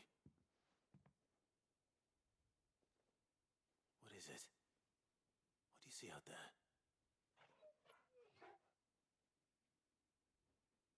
I never did ask where you got that anklet of yours. From Sid, that's why. On the day he brought him home. That long ago? And you're only thinking to ask this now? Sid saw that the pup had a habit of gnawing on his leg, since you ask. Clap that there iron on him to keep him from doing it. What was wrong, boy? I'll take like as not. Must have been hard on the poor whelp losing his loving masters at such a young age. Doubly hard in being a frost wolf, torn away from his icons and all. Sid would always tell him, you want that iron gone, you find what it is you're looking for. I reckon what he was looking for was you. I'm sorry, Torgal. Sorry for making you wait so long. Let's get that thing off you.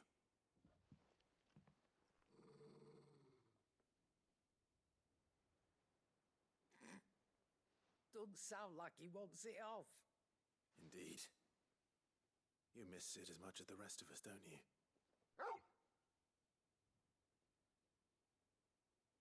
You want me to go with you somewhere?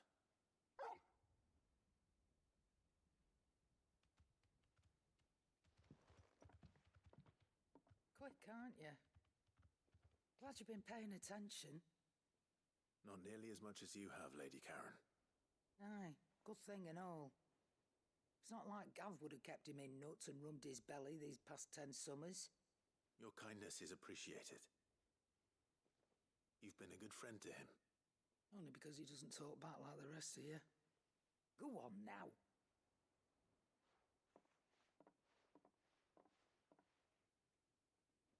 Where to then, Torgal?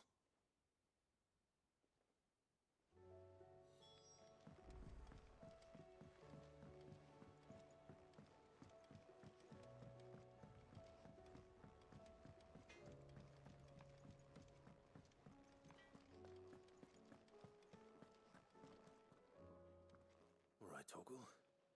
Where are you taking me? I'm going to need a little bit more than that, boy. Do you have a better hint for me? Unless you've already given me one. Back on the rear deck, you were looking west, toward Rosaria.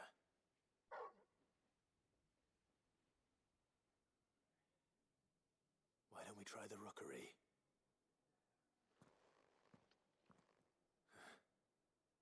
I haven't been to the island in almost 20 years. To Port Isolde, then. Fingers crossed the old mooring is still there.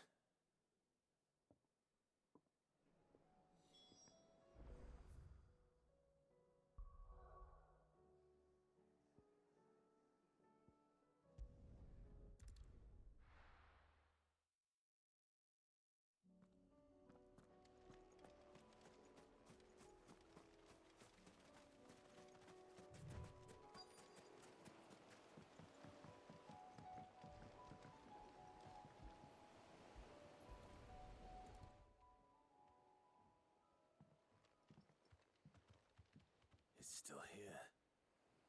After all these years. A lot smaller than I remember. And you're a lot bigger. You might have to swim, boy.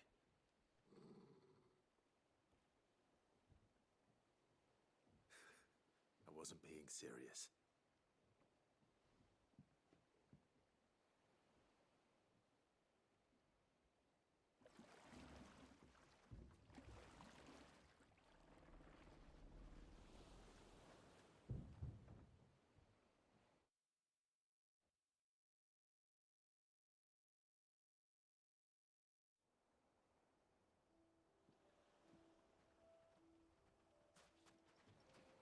This place hasn't changed at all.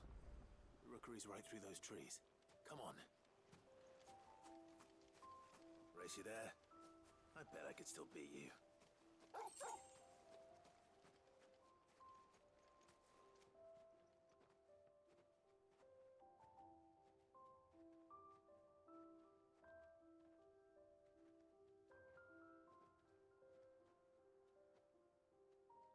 Here we are. This was our hideaway. Wasn't it, Torgal?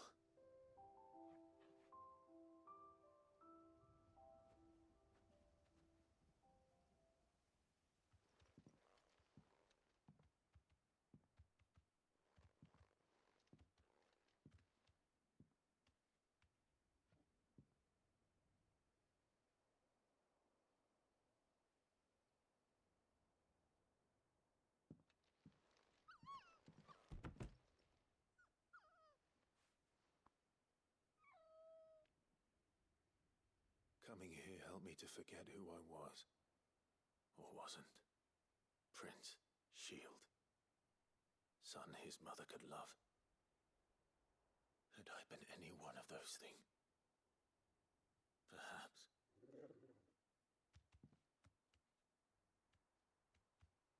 What is it, boy?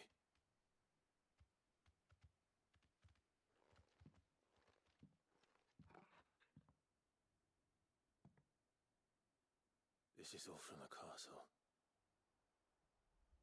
And Phoenix Gate. Did you bring these here?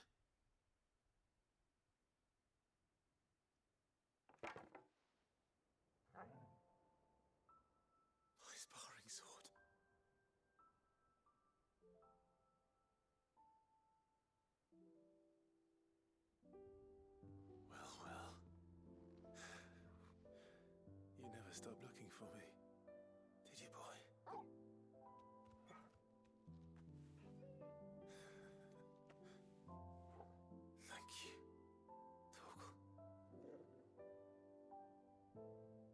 for never giving up. For never forgetting.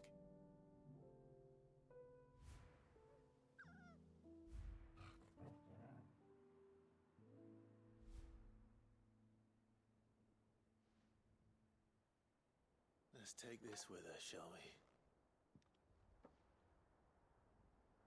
So I don't forget either.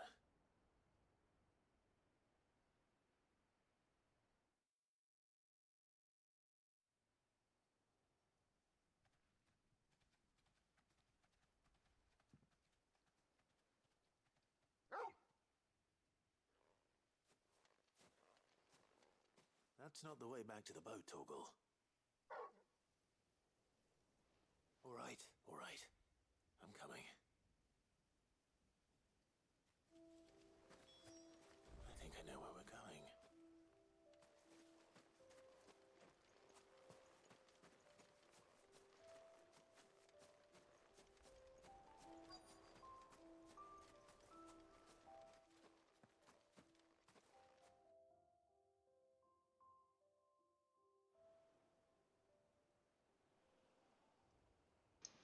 Hello. Appreciate you stopping through. I like your emotes. How you doing today? People always talk about the importance of putting the past behind you. But without it, we wouldn't be who we are today. And we certainly couldn't steer our way to a better tomorrow. Come on, Torgal. Let's go home.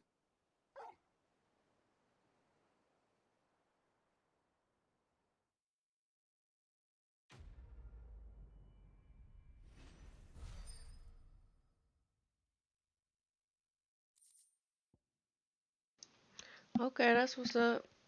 I did some cleaning earlier. Um, you're welcome. What kind of anime you be watching? My day has been going pretty good so far. I'm just trying to finish beating this right here. I am 97%, trying to get it to 100, but it's going pretty good so far.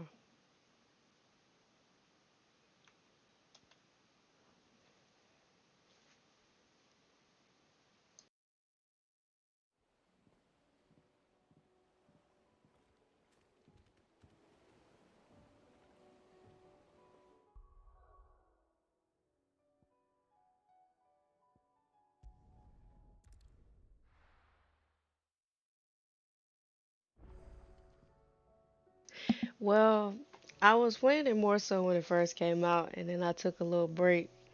I'm trying to finish it because I'm gonna delete this so I can make room for the new Assassin's Creed. So I'm working towards that now. Okay, I heard a lot of people talking about that solo leveling. I haven't had the opportunity to check it out. You like it? Okay, that's what's up.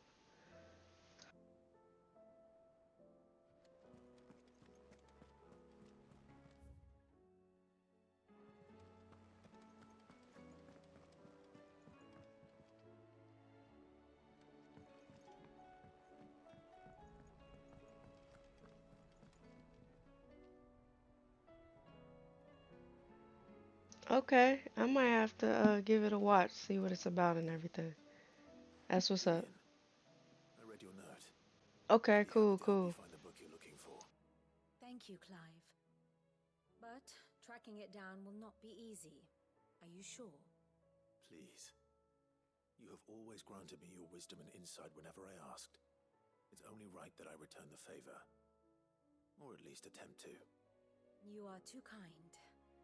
Alas, what I ask of you is rather more trying than delivering the odd lecture. As of lately, I haven't been watching too much anime. I used to be more so hardcore back in the day, but I kind of fell off.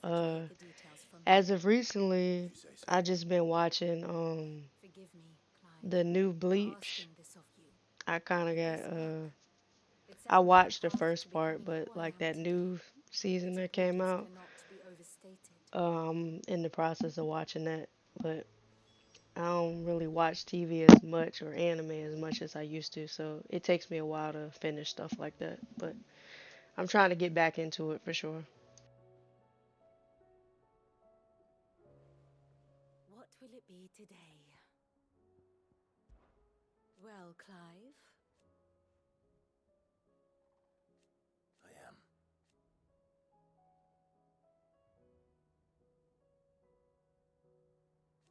Naturally.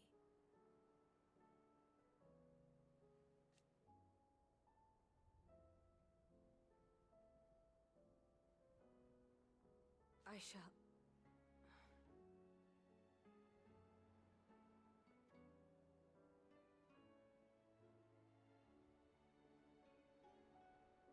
Okay, yeah, that's what's up.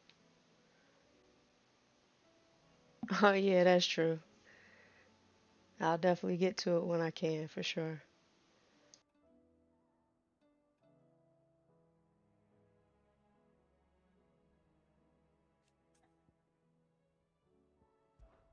Harpocrates knows of the tome I seek. Whether what he has to say makes you happy to have agreed to help me is another matter. I do so enjoy our little chats.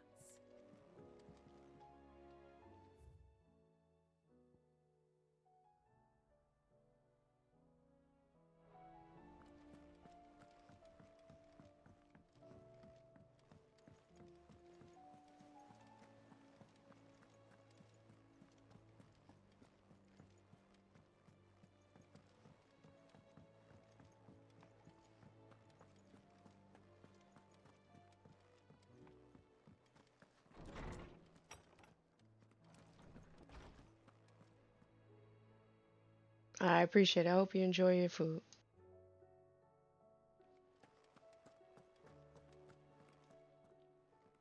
Ah, Clive, my boy. What a pleasure it is to see you. Harpocrates, there's something I need to ask you. I've been charged with locating a book called From a Distance. Then you seek a rare gem indeed. One whose name I had not thought to hear from your lips. You've been talking to Vivian. Right as always. But she didn't seem keen to tell me very much. I take it she didn't like what you had to say. And yet I gather it did naught to dissuade her. Clive, if the young professor has tasked you with obtaining a copy, I fear she asks the impossible. The executors would not allow it. The executors? Coveters of Secrets. A clandestine organization committed to the collection and intenebration of forbidden texts and technologies. One such text being the tome Vivian seeks, chronicling as it does the true history of the enslavement of bearers. A tale which could overturn the established order were it ever to become widely known. Or, so rumor has it. I've never actually read the thing, or even set eyes on it for that matter. How is it that I haven't heard of this organization? Why, secrecy is the executor's watchword. They lurk in the shadows, emerging only to seize that which must be seized, be it books, inventions, or people, before disappearing again, leaving nary a trace. Which would explain why Vivian's copy was snatched from her grasp not long after she found it. By the hand of the executors, yes. But what drives them? Self-interest or ideology? Fine question. Sadly, all that is known of the executors can be recounted in a single breath. You may just as soon ask me of their origins, numbers, or the identities of their leaders. Any answer I give would be pure speculation. Then my hunt was doomed from the first. What was Vivian expecting? That I'd pluck it from thin air? Not from thin air, no. From ash. Rumors of the executors are rife among the scholars of Storm, but rather less so across the strait. I have a friend. Well, I had a friend in the village of Garnick, a collector of rare tomes, upon which subject we would oft correspond. Alas, I have heard naught from him since the skies fell dark. And no doubt he too has turned. But though he did not mention it by name, it is possible that a surviving copy of From a Distance yet rests upon one of his many shelves, quietly awaiting discovery. If you were, by some chance, able to save even a single book from the poor man's library, I know his soul would rest easier. Very well. When I next find myself in Waloed, I'll be sure to pay Garnick a visit.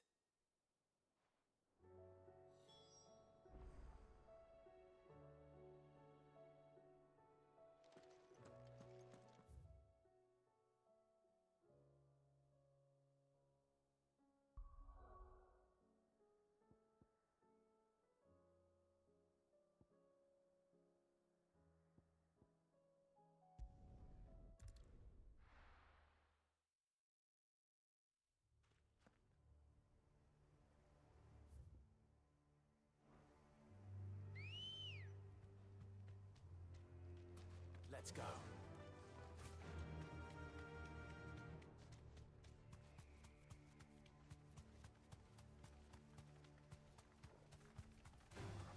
Don't get surrounded.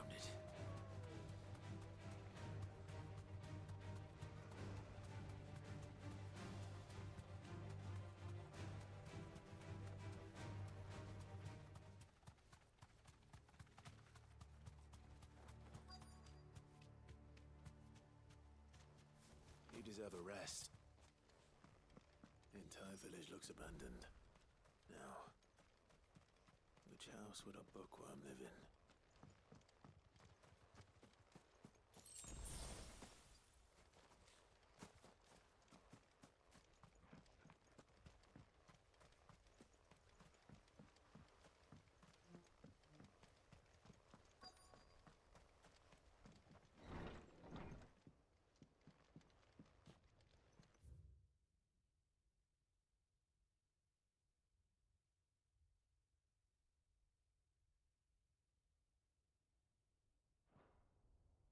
This is a Royal Army logbook.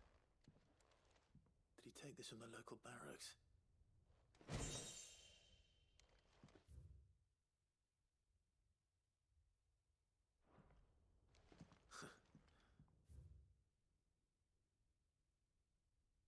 His interests were certainly varied.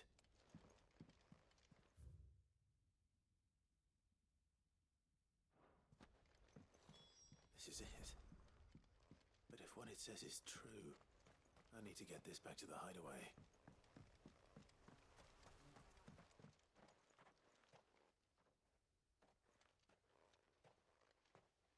Leaving so soon, stranger? We've been watching you. From a distance, so to speak. Subtle. I know who you are. Then we need not waste time on introductions. Hand me the book. Leave it in our care and return to your life. Your care? Do you mean to burn it or bury it? That is not my decision to make. But by one means or another, its contents shall be removed from the common record. Then I'll have to politely refuse. I won't let you erase our history. Then we find ourselves at an impasse. Very well. The book can just as easily be pried from your dead hand.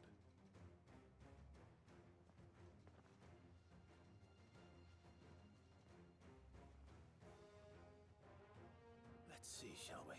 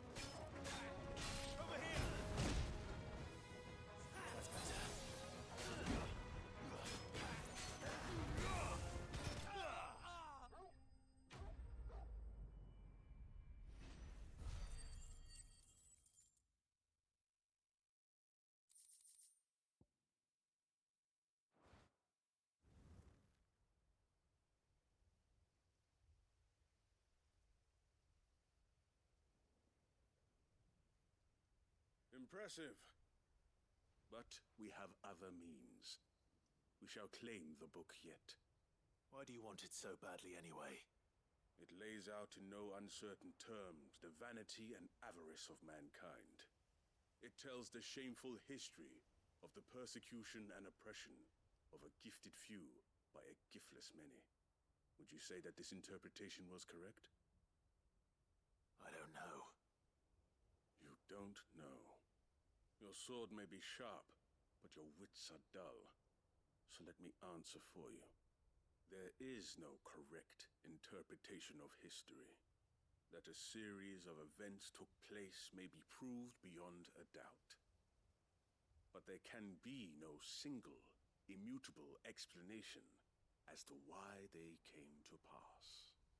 It is a question of numbers and of belief. If enough people believe that a set of events occurred for a reason, that belief becomes the truth. So you're trying to control the truth? We are trying to protect people from themselves, from knowledge that would bring them naught but pain. That is all. You may keep the book, for now. The world is small. We shall meet again. Until then. Wait! Damn it. Let's get this back to Vivian. Perhaps she can explain what that was all about.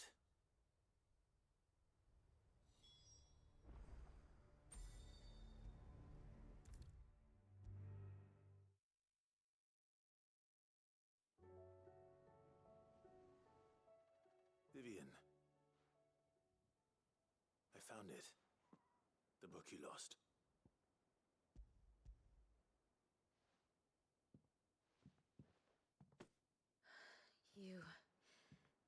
You found it. Thank you, Clive. What's good, Blizzy? Appreciate you coming through. Even though I asked this of you, I was not entirely sure it would be possible. I feared the executors had seized every copy. I met with one of these executors, and I convinced him to let me keep it. He told me something. That the truth is just a matter of collective belief. And that if enough people believe a lie, that lie becomes the truth. It does. But it also means that the truth is not immutable. That it can be changed. Provided that those who wish to change it can convince enough people that their perspective is the correct one. As the sad history of the bearers proves. You said that the book inspired you to become a scholar. It did. Or its author, rather. She was a heretic, you see. I don't know what you're talking about, Blizzy. A gallows stood ready for her in every corner of the realm. And by shunning society, or perhaps being shunned by it, she stumbled upon a truth so potent that an entire realm trembled at the prospect of its utterance.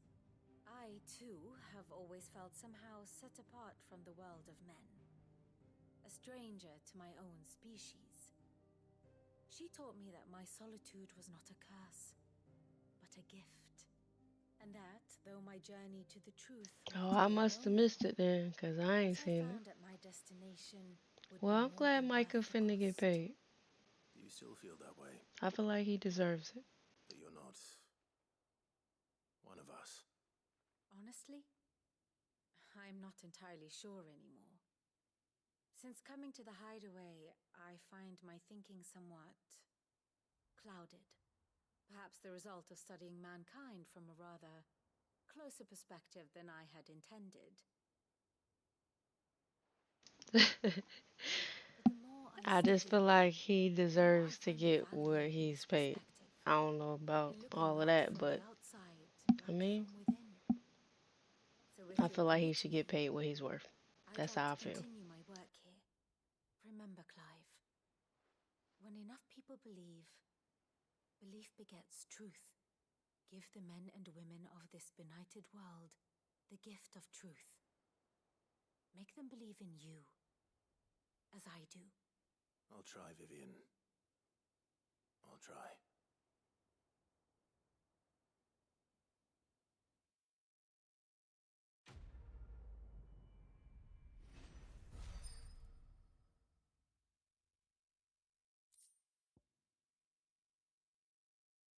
I feel like, yeah, he is like a defensive leader. He's a key player for sure.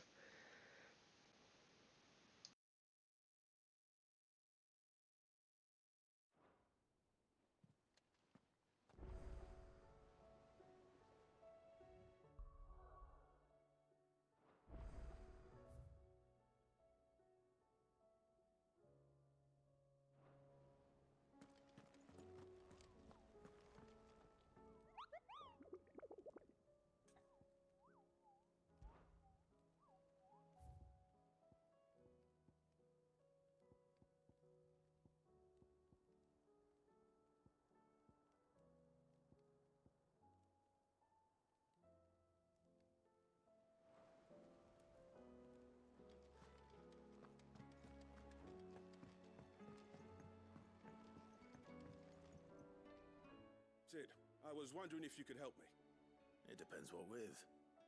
A bearer, but recently freed from his bonds, is keen to join the Curse Breakers. As you know, the work we do is not easy, which is why we test every volunteer's suitability. I was hoping you could oversee this one's evaluation. I don't mind, but why this one? Because he wants to be a scout. Our ranks are filled with men and women Nah, I capable think of Micah breaking is chains fine and just where putting he's at. I slavers to the appreciate sword. that, Blizzy. But scouting, we're few with the nose for that, which is why we still rely so heavily on Gav. And since he accompanies you on so many of your missions, I thought you might be better placed to recognize the traits in him that we should look for in those who'd fill his boots. Sounds reasonable. So you're happy to oversee the boys' test, then? One can never have too many scouts. Truer words, Sid. I'll let the initiate know that you'll be attending his trial, and that he is to proceed directly to Northreach in readiness. No time like the present, eh? No time like the present. I'll await you there.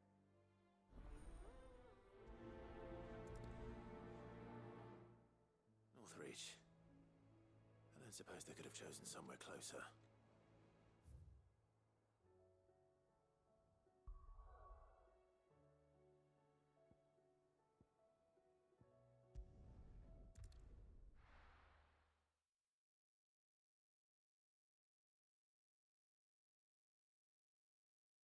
Nah, I think he looks just fine in blue and gray.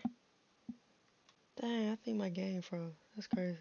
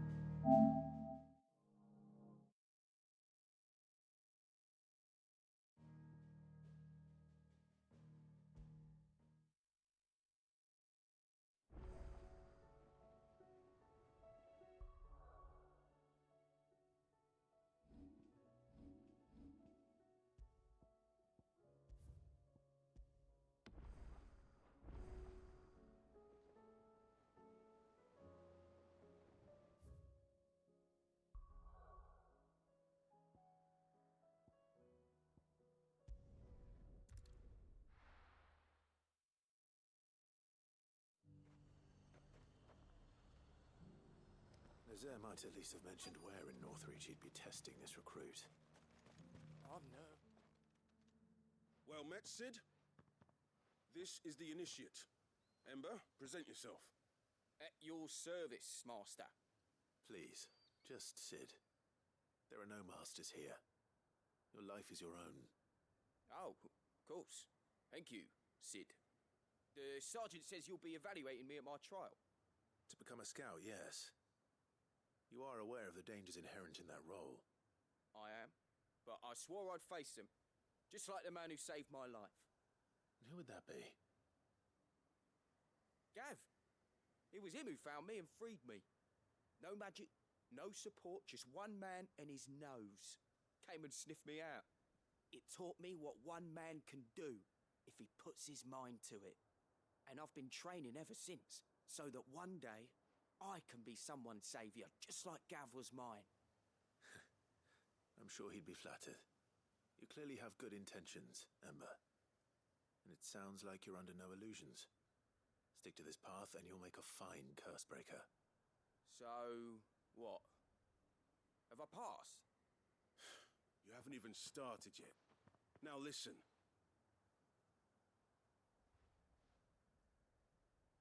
Not far from here is an Imperial lookout, Eastwatch. The guards there record all their sightings in a logbook. You are to find it and bring it here. And bring it here, right. Anything else? No. Sneaking into a heavily guarded Imperial outpost and stealing the logbook would be quite sufficient. You'll need to assess the situation, determine a point of entry, create a distraction and effect an escape, all without being discovered and thrown into an Imperial oubliette. Ember, Gav isn't our best scout because he can do everything. It's essential that you know your limits. Know my limits, right. I won't let you down.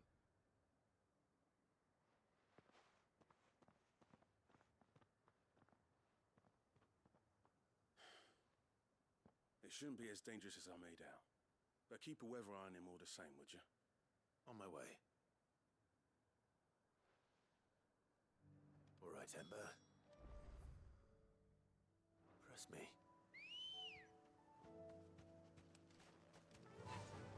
Fly, Ambrosia.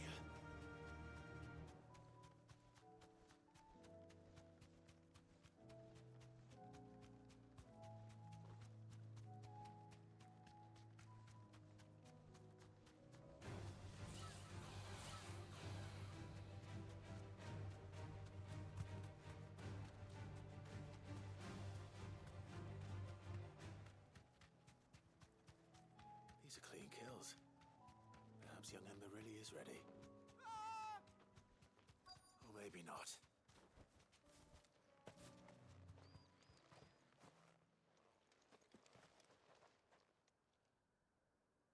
Damn it. Ember, draw your sword! I can't! Then run! If you want him, you'll have to go through me.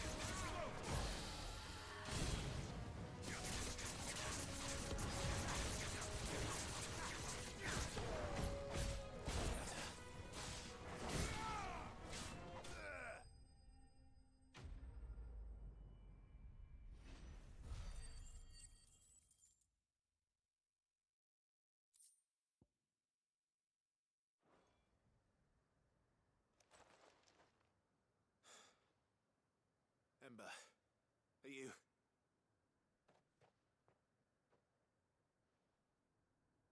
Gone. Of course. Scouts really are a rare breed. Back to Northreach it is, then.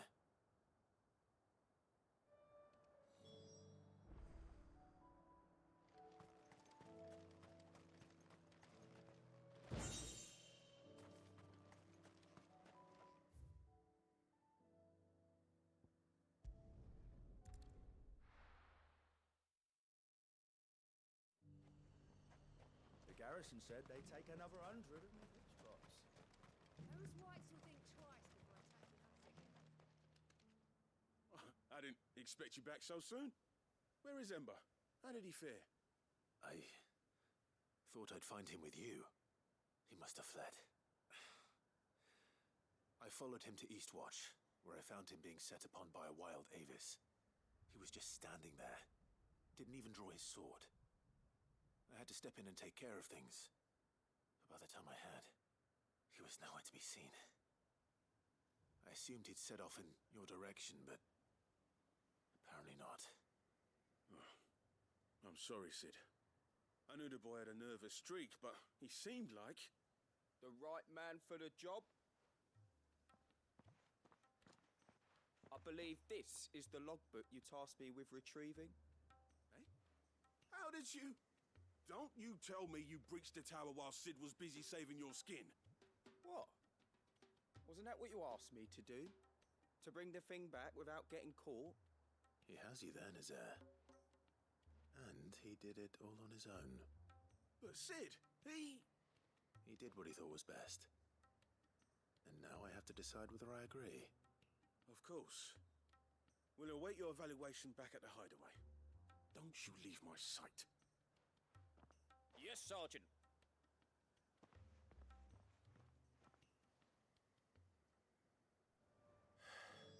This won't be an easy decision.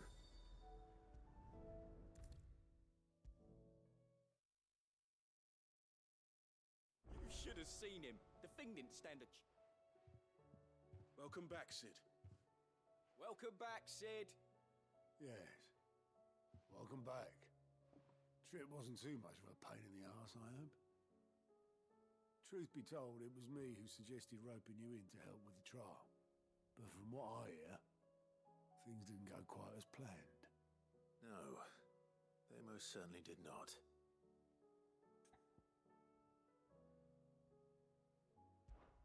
Ember lost his nerve in the face of a beast of prey, but he didn't lose heart.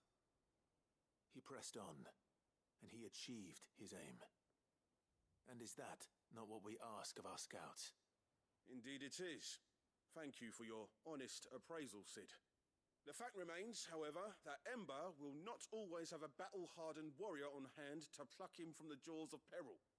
All I have gleaned from this trial is that without someone watching his back, Ember is little more than a liability. Wait, Sergeant. Ember still has much to learn, it's true. And this time he was found wanting. But I'd say he's due a second chance, nonetheless. After all, he did do as you asked. With a bit of hard work, any hand can be made to hold a blade, and any mind can conquer its fears. But a scout's nose is different. You've either got one, or you ain't.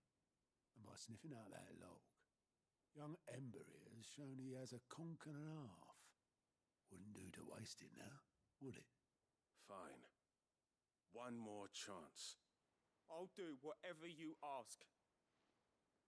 I'll spend my days and nights in the pit if I have to. I'll show you. Just you wait. Daft as a brush, that one. But his heart's in the right place. Just like someone else we know. And if you ask me, we've been leaning on him for far too long. That time the curse breakers took some of the weight off his shoulders, I reckon. It couldn't hurt. Just don't tell Gav I said so, will you? I won't have him thinking he's been hard done by.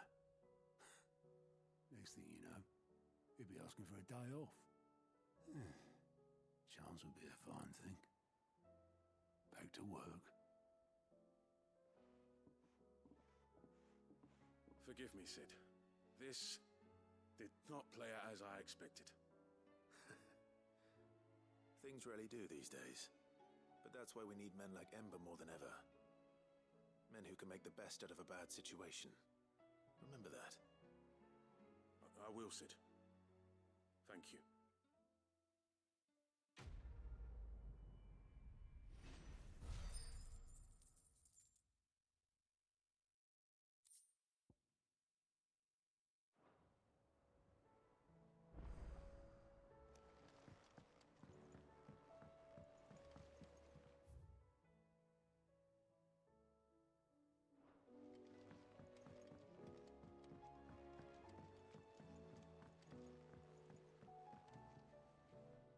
Sid, do you have a moment?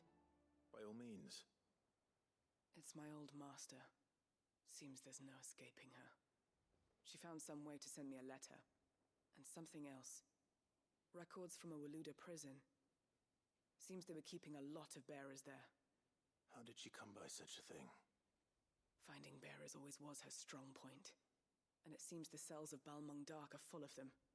Foreign captives, the masterless. Bearers no one would miss. And even better for her, bearers with no one to look after them. When ether started lapping at the walls, the jailers fled. Leaving the bearers to be liberated by whoever happened to come along next. Sid, I'd like to believe that I've earned your trust by now. And while I'm well aware that you've forbidden Cursebreakers from traveling to Waloed, I can't let those bearers die in their cells. I'd rather risk shipwreck on the Shadow Coast than leave them to starve.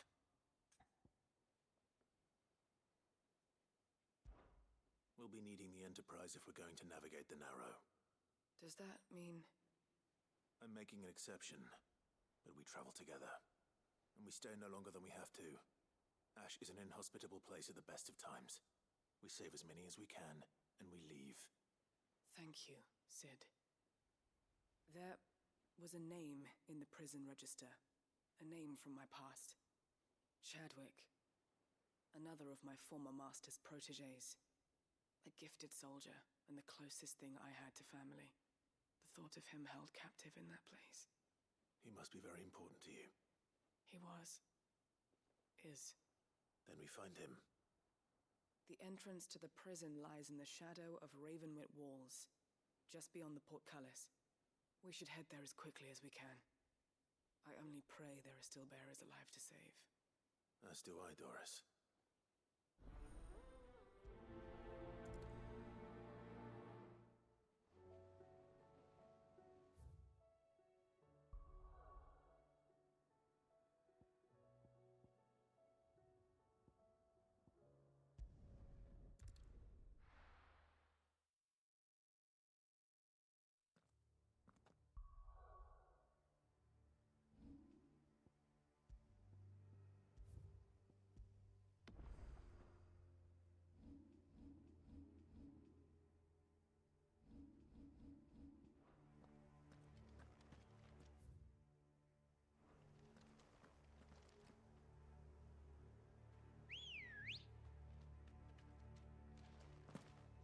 Good girl.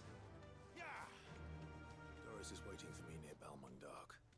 The longer she's out in the open, the more likely she is to be found by a Kashyyyk. I need to hurry.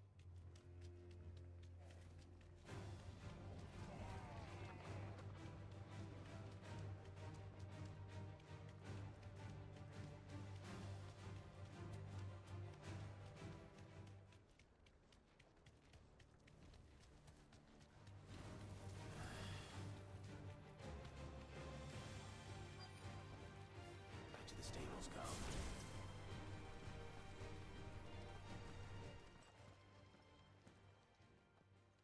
There were no guards, I take it. None manning the gates, no. It's a different story inside, though.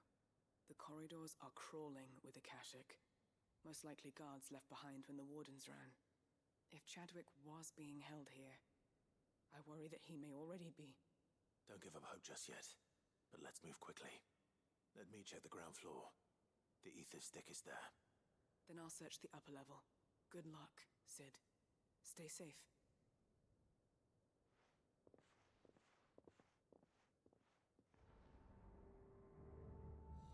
Just how bad are the floods inside the walls?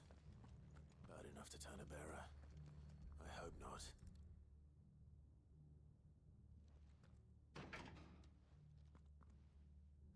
Locked up tight.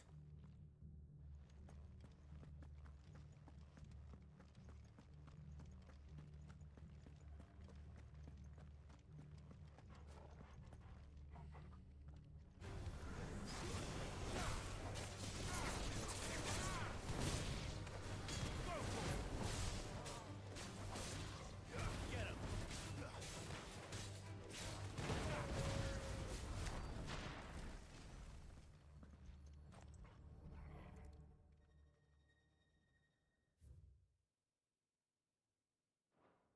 So this place was no ordinary prison, and I doubt they'll have taken the creature with them when they fled.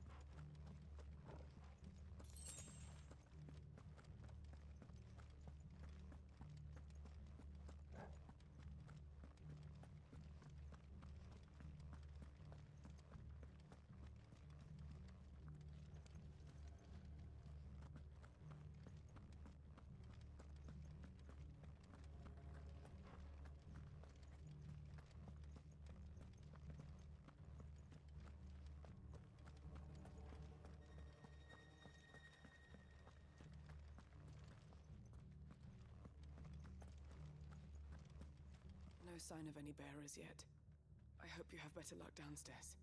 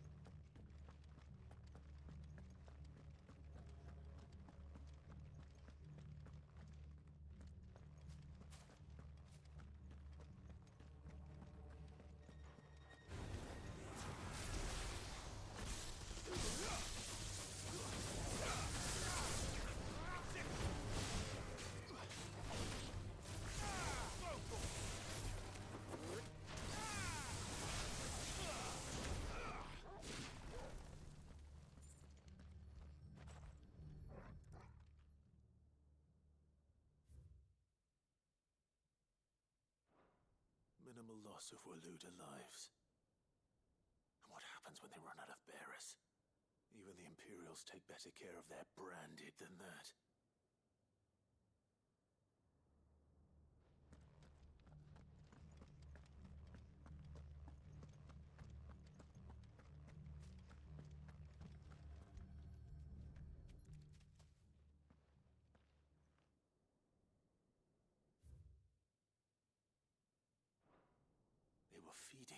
is to it. This is even worse than I'd feared. Nothing but a Akashic down here. Hopefully things are looking better upstairs. I should go and see how Doris is getting on.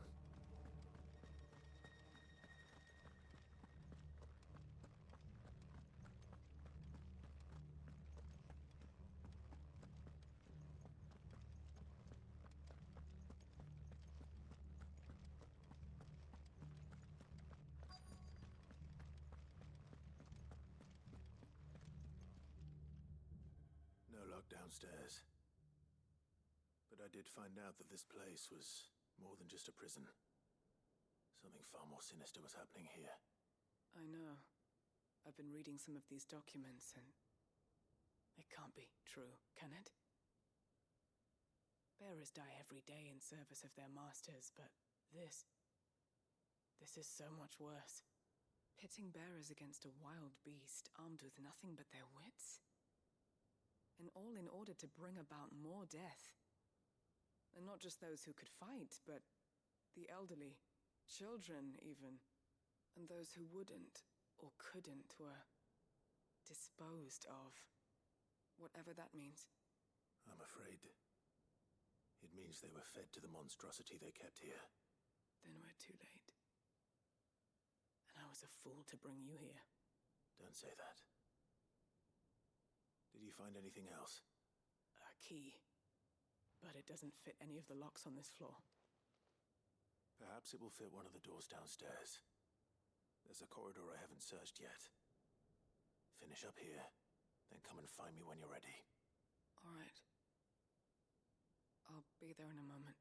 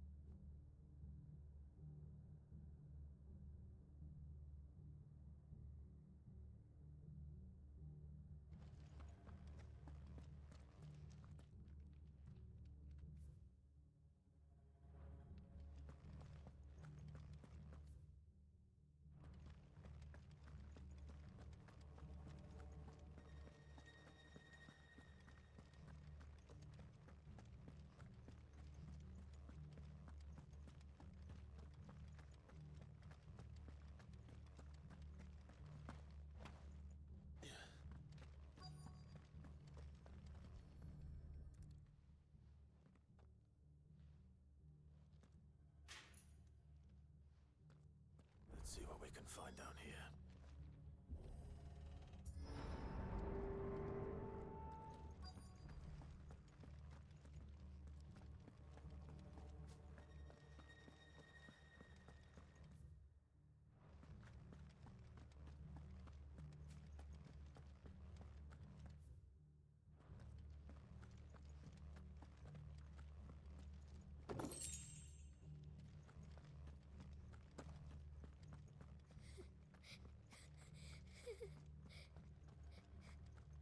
Survivor. And she sounds close. Who are you? There's no need to be afraid. Are you alone? Are there any other survivors? Some of the guards. They're still here. But something's wrong with them. Everyone else was eaten by the monster. Of course there were. Thank the Founder. It was worth our coming. But I'd rather we didn't linger. Are you ready? Ready when you are. You poor thing. You must have been terrified. Did Chadwick send you? What? He fought the monster. Distracted it so I could run away. He must have sent you. He promised to free the others too. Where is he? He opened your cell, didn't he? You wouldn't be here otherwise. Chadwick.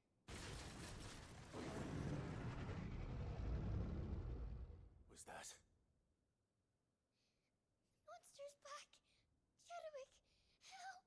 We have to get out of here. Doris, keep the girl safe. All right. You put that bearer-eating bastard in the ground.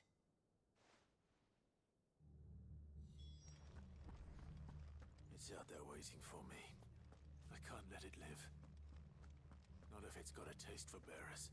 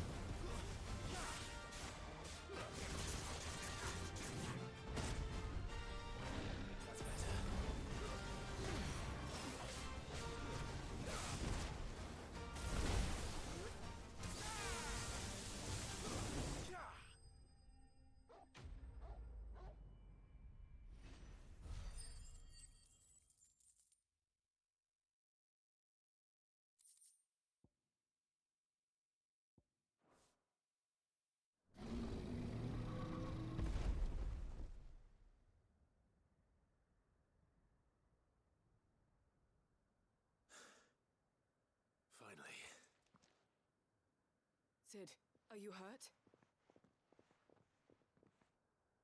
I'm fine. I think.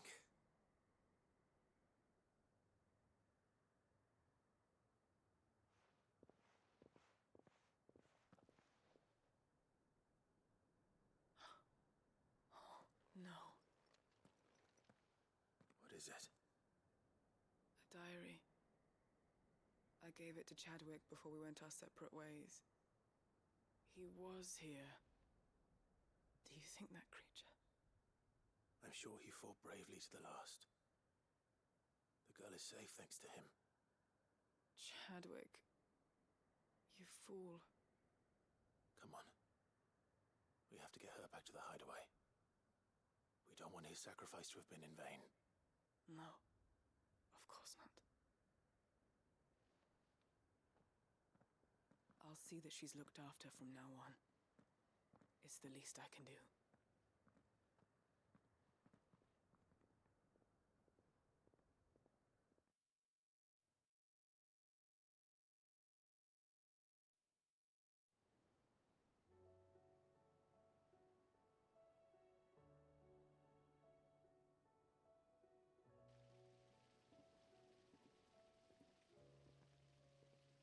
From what I hear, you've barely left the girl's side in days.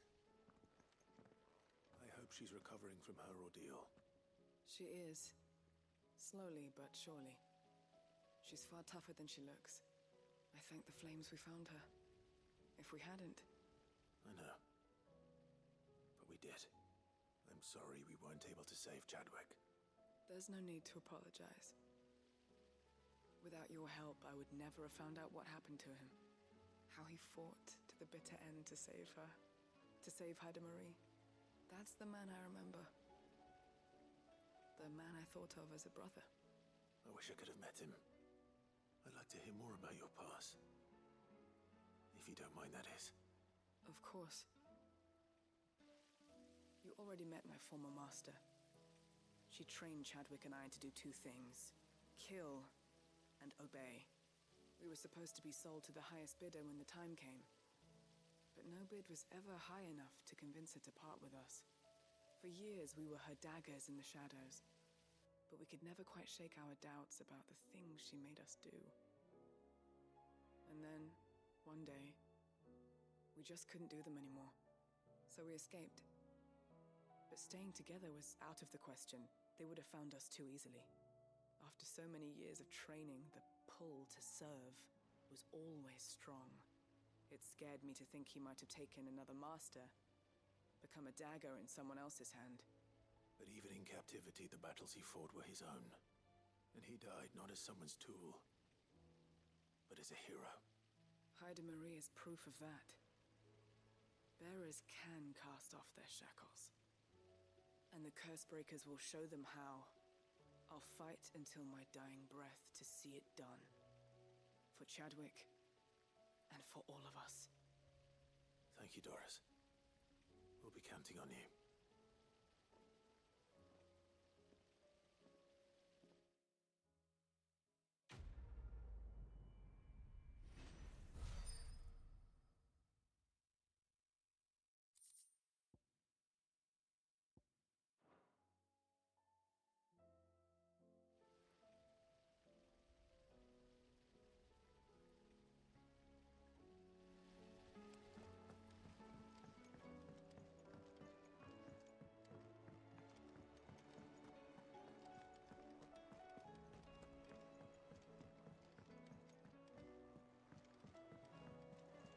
There's something about it.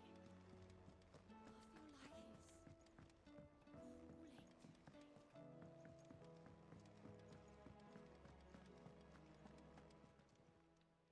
Still alive, are ya? If you're gonna buy something, be quick about it. You're rubbing me blind, you know. Is that all?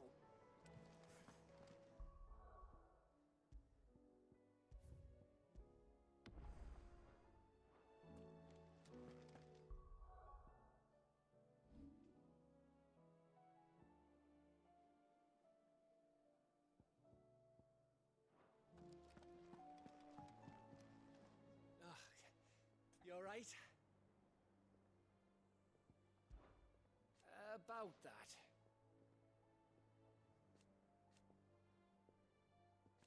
Oi!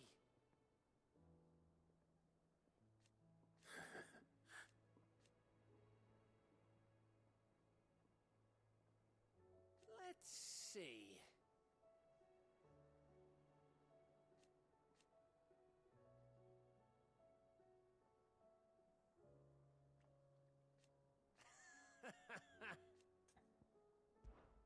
Something troubling you? No more than usual. It's just... Eda's baby will be coming soon, and I wanted to make something for it. I'm sure she'd like that. Back in the north, families would always make gifts when a bairn was on the way. Yeah, let the little tykes know they were welcome in their new homes, like. So, what's the problem? Well, the problem is that Eda's due any day now, and I don't know if I'll be ready in time. Is there anything I can do to help? You know, there just might be. All right then. What exactly are we making? A good luck charm. But not just any good luck charm. Not just any. No. One made from the feather of a silver chocobo. There's naught lucky in all the realm, or so we used to say back home anyway. Thing is, they're hard to come by. Had Otto and Karen check with their suppliers, but nothing. try and track one down myself, only... Only the big day is fast approaching. And that's all you need. A feather. That or the bird whose arse it's attached to, aye. I was gonna start by asking around with travelling traders plying the northern borders. Well, there's no shortage of those passing through Martha's. I think I might make that my first port of call. I'll let you know if I find anything. You're a good friend, Clive. I won't forget this.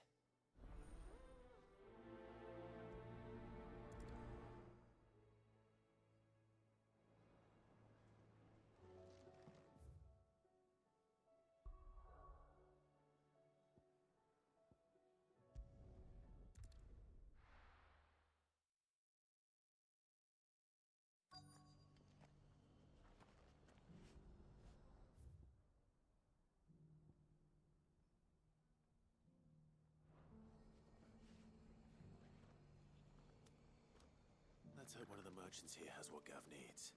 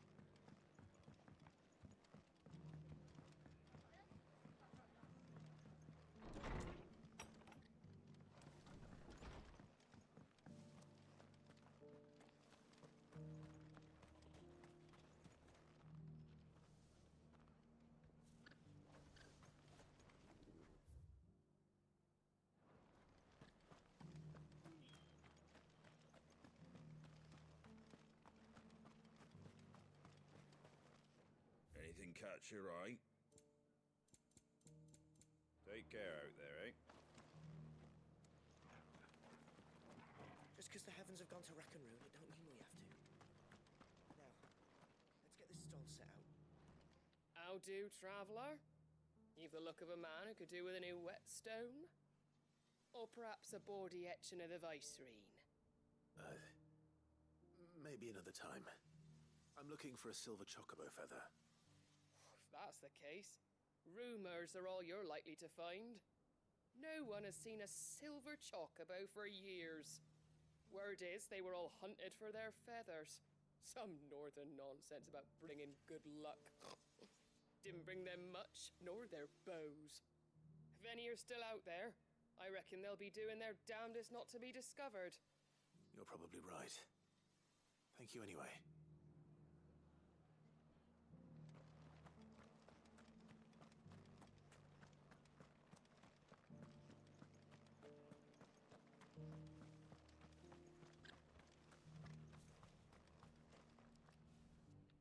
Excuse me.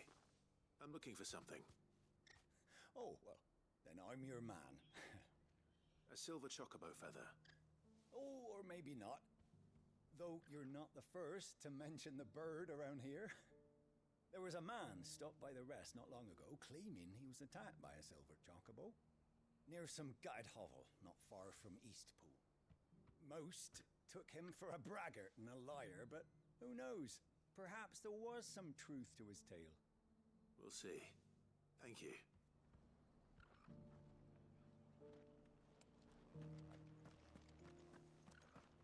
I'd build a barricade so sturdy, even a bandit. Can I help you with something? You wouldn't happen to sell silver chocobo feathers, would you? I deal in fruit, not fancies. But if it's fancies you're after, I suggest you try Rhiannon's ride. Was a silver chocobo seen there? Oh, yes. If you believe the ravings of a madman. It wouldn't be the first time. A silver chocobo sighted in the hills near Rhiannon's. Right. It sounds almost too good to be true. But since I'm already here. Come on. Fly, Ambrosia. Can hardly make out a blooming thing.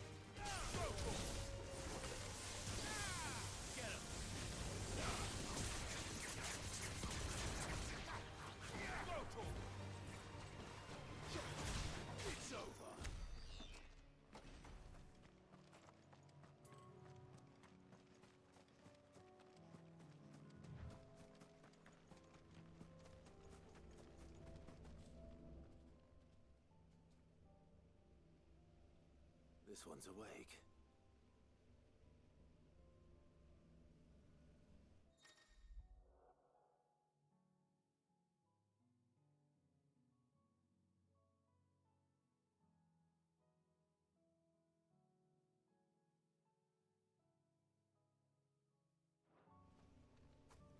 Let's see what's inside.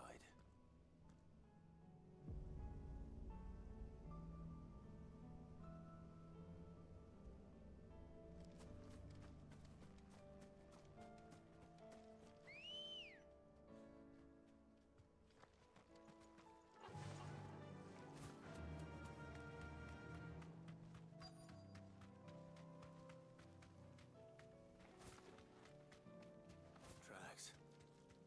They're not left by bandits for a change.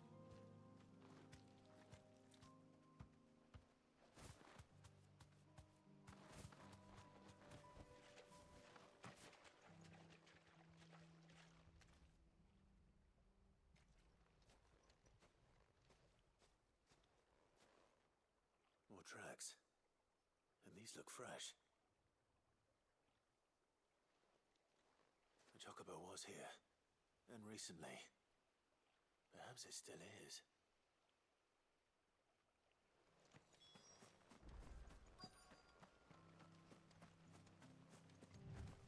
I don't hear anything.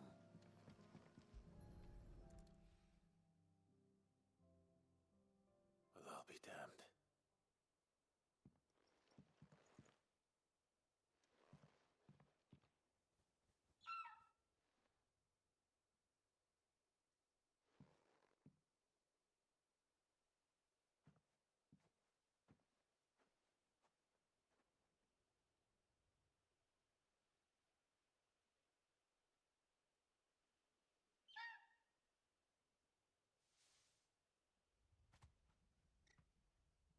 It's all right.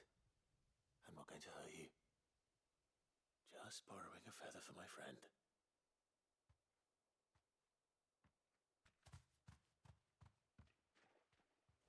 Thank you. Let's get this back to Gav before they change their minds.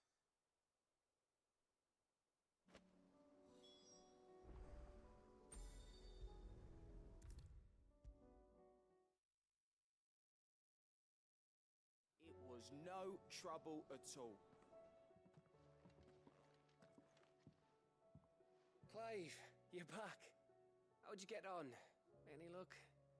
Any luck, you say?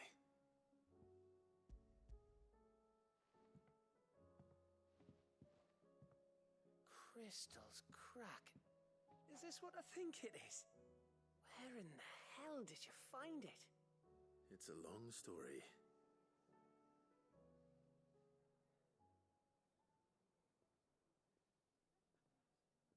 Right there on the road to Eastpool.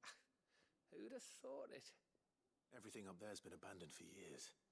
The empty cabin made for the perfect shelter. Though I fear my presence may have forced the poor creatures to look elsewhere. Don't blame yourself, Clive. The Blight's right on Eastpool's doorstep. They'd have had to move on before long, even if you hadn't have turned up. They'll find a new home. Trust me. After all, that's what us endangered animals do.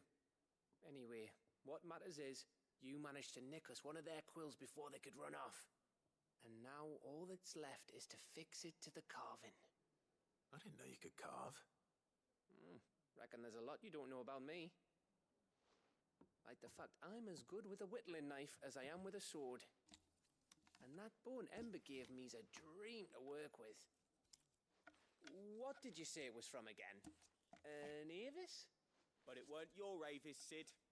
I slew one of my own at last. So all those long nights in the pit finally bore fruit. I'm proud of you, Ember. Don't speak too soon. I ain't done my trial yet. There we go.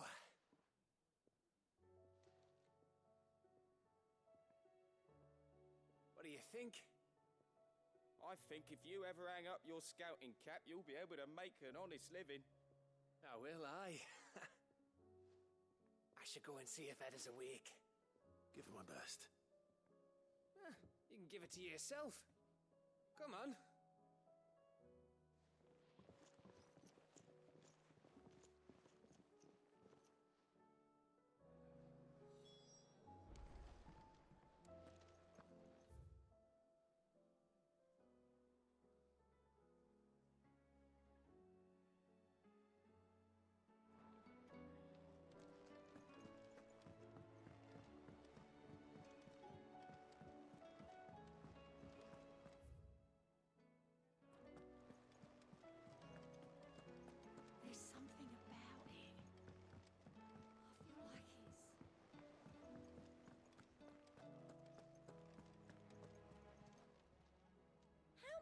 help you today, Clive? Is everything we've received and everything promised? Here you are. Come again. I may have more for you.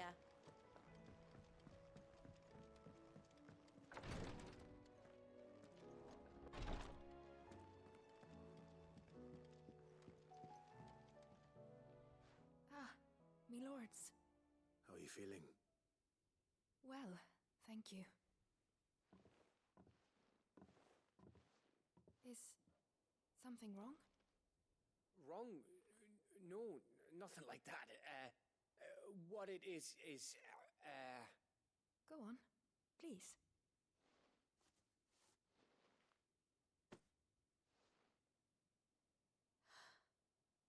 It's beautiful. Did you make it? We did. Aye. It's from all of us here at the Hideaway. Your new family, like. It's a good luck charm. We may come up north when a band's on the way. I mean a baby. To let him know that they're part of the family too. Oh, I hope you like it. I don't know what to say. I thank you, my lords, for everything. If there's anything you need, just let us know. I will. Clive, fancy a swift off? I'm thirsty. I could be convinced.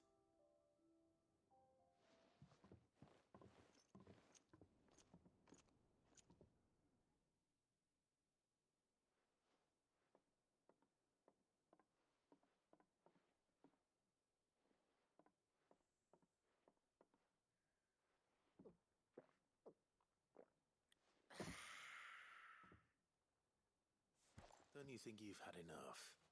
No, we're celebrating. I'm gonna be a father. I think Edda might have something to say about that. You know what I mean. Bit of light in these dark times.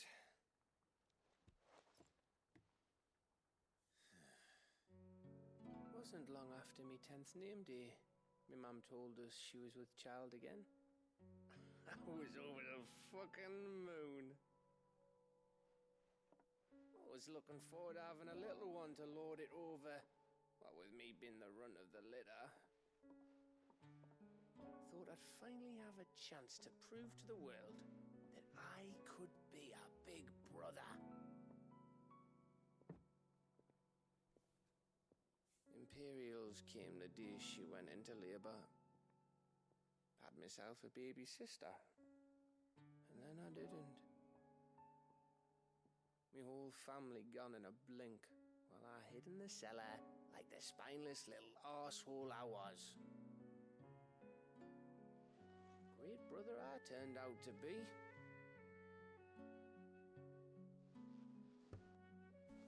I'll never be a leader. And I'll never be a hero. I'm just a daft little dog who comes running when his master calls. I'll never be like you, or Sid, or Jill, or even Torgal. Have you finished? Maybe.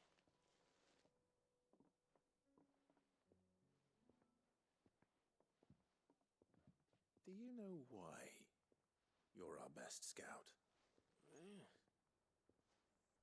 Because you don't need anyone to hold your hand. Without your resourcefulness, your courage, your determination, I don't know where we'd be.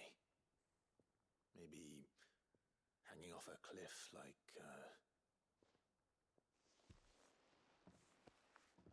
That was only the once. Exactly.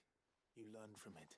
And here you are, after Founder knows how many missions, stronger for everyone. And let's not forget Rosalith. Who was it who freed me from the dungeon? Who was it who ran to Jill's rescue? That would be me. Because Because you're our brother, Gav. My brother.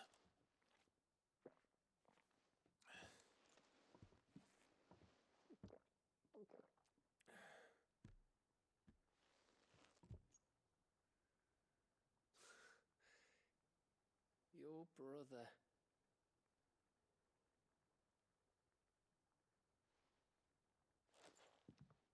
Which means that when the time comes,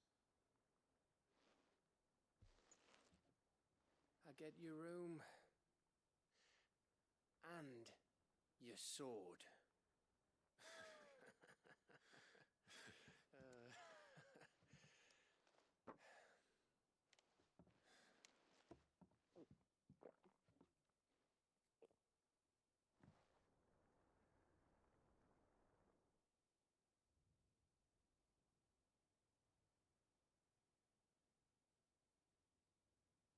I may have had one too many. you may have had 10 too many. I said I was thirsty. Better get back to work anyway. After I walk this off. Clive? What is it? Thanks for, you know. I know.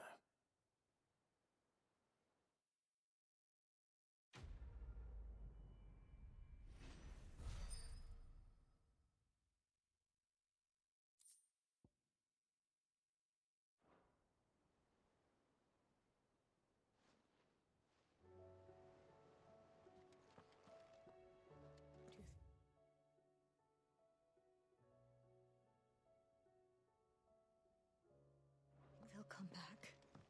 Of course they will. It's just a big crystal. How hard could it be?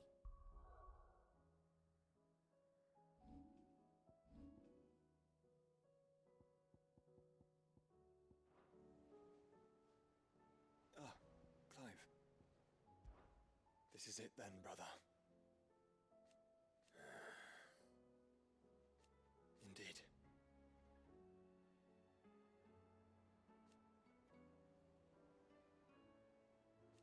You're wrong.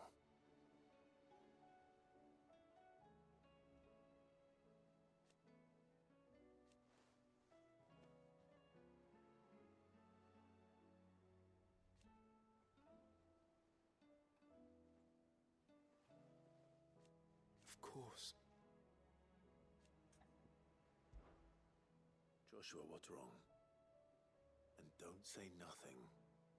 It's not nothing. I've received word from Cyril. The Undying have found Father's will, or something akin to it. His will? How? Where? In the crypt beneath Rosalith Castle.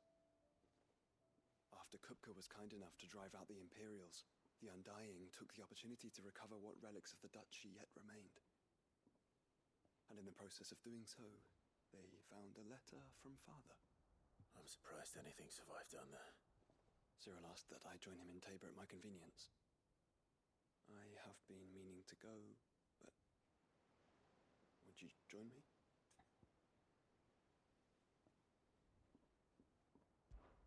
Of course. I want to know what's in that letter as much as you do. Very well. I am ready to leave when you are.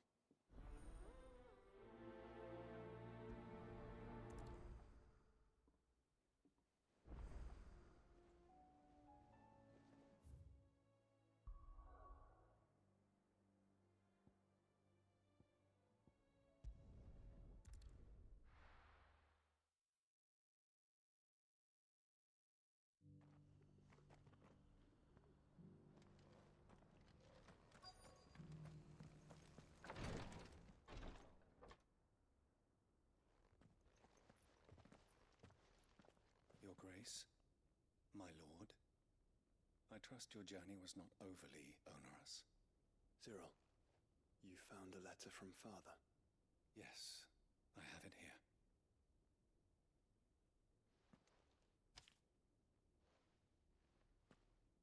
If you would do us the honor, my lord.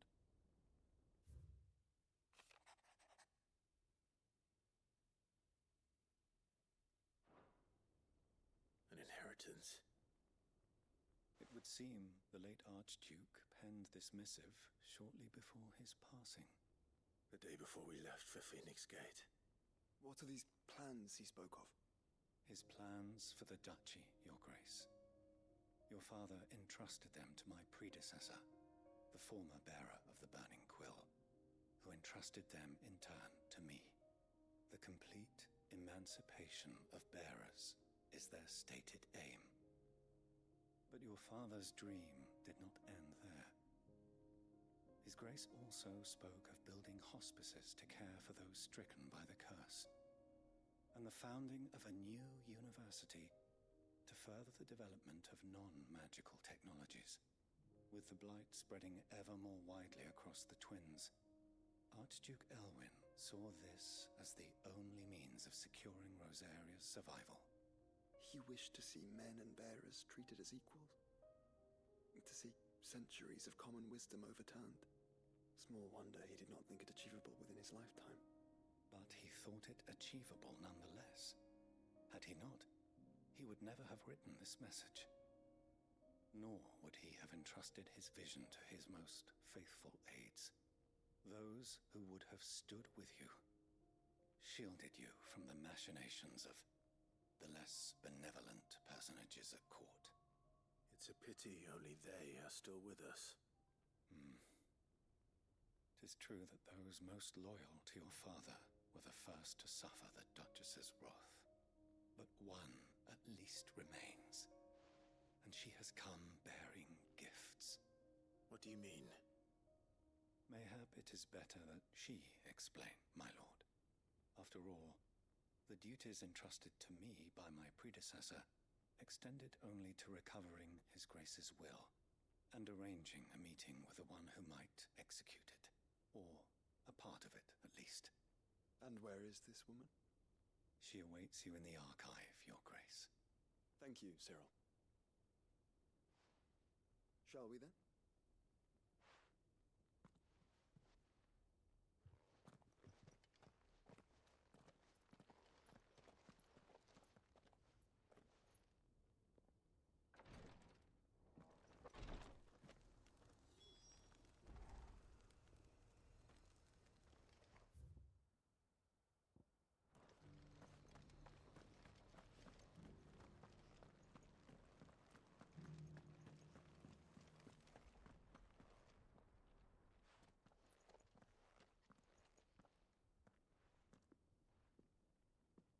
My lord, Your Grace.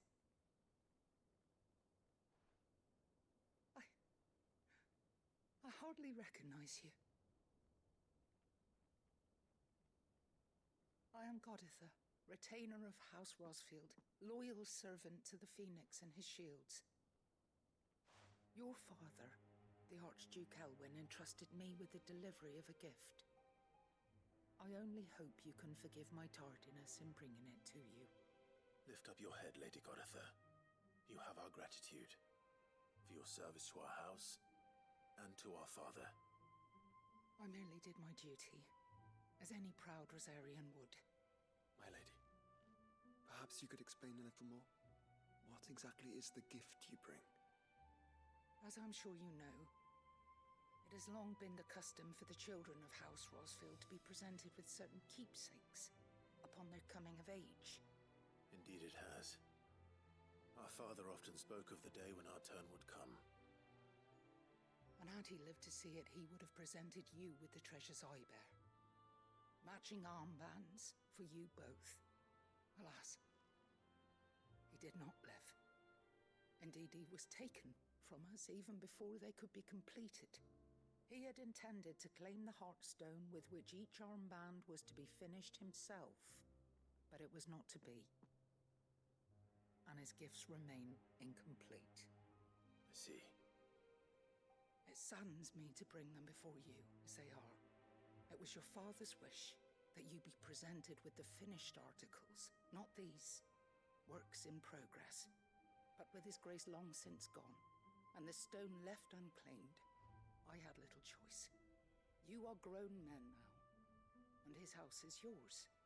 And while I would not presume to insist upon your claiming the Heartstone in his stead, I know that nothing would have pleased him more than for you to do so. Thank you, Lady Goditha. What say you, Clive? What else? Of course, my lady. May our father's will be done. Oh, I am much obliged. Do you know where we might find this Heartstone, my lady? I do. Though it may be a matter of a good deal more than simply happening upon it. It is found in the bellies of elder griffins, you see. We do at least know where to find one. A certain specimen has made its nest in Titan's Wake, not far from here. A certain specimen? You are most perceptive, Your Grace. In answer to your unspoken question, yes. In fact, this is the very same beast your father meant to slay. I have been tracking its movements since you were but a boy. Were you to slay it in his stead, as men of House Rosfield, it would surely make your father proud. What say you, Joshua? What else?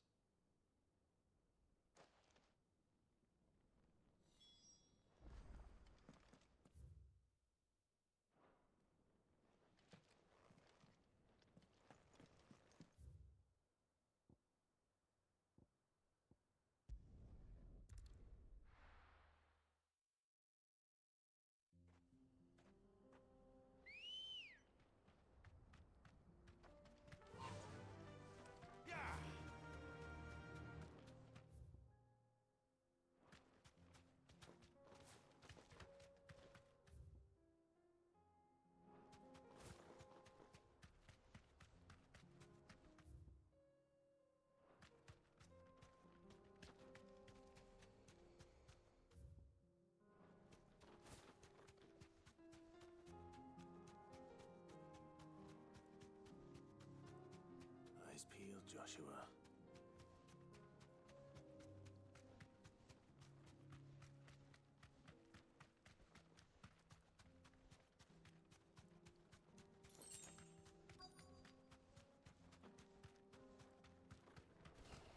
There it is.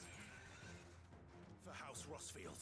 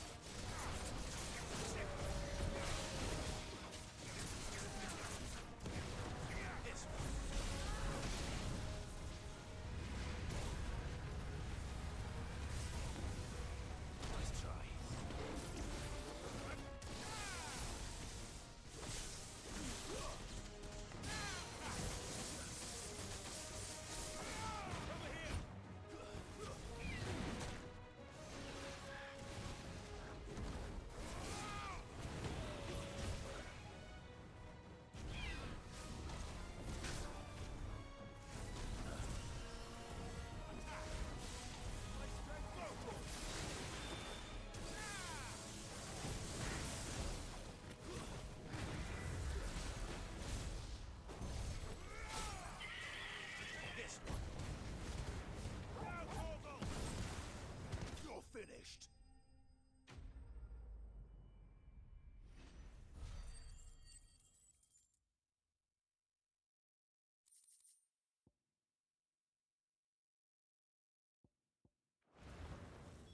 Is this the Heartstone? I expect Lady Goditha will know.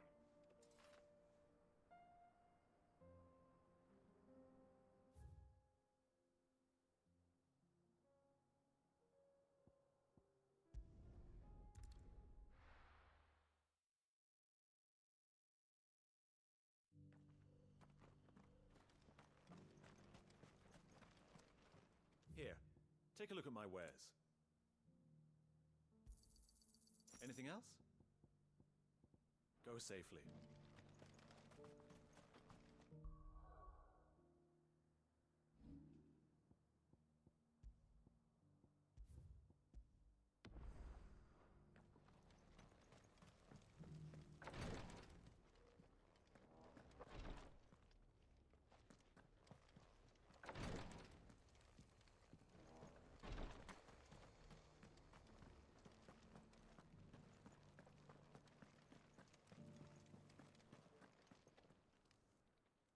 Thank the Founder you were safe.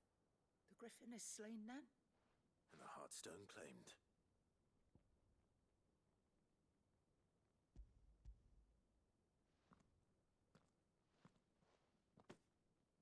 Yes, this radiant luster like frozen flame. It is just as your father described it. Thank you, my lord. Your Grace. Your father would be so proud. Lady Goditha, the lapidary is ready. Thank you, Cyril. I will be with him shortly. If you would excuse me, I shall have the stone cut and set forthwith.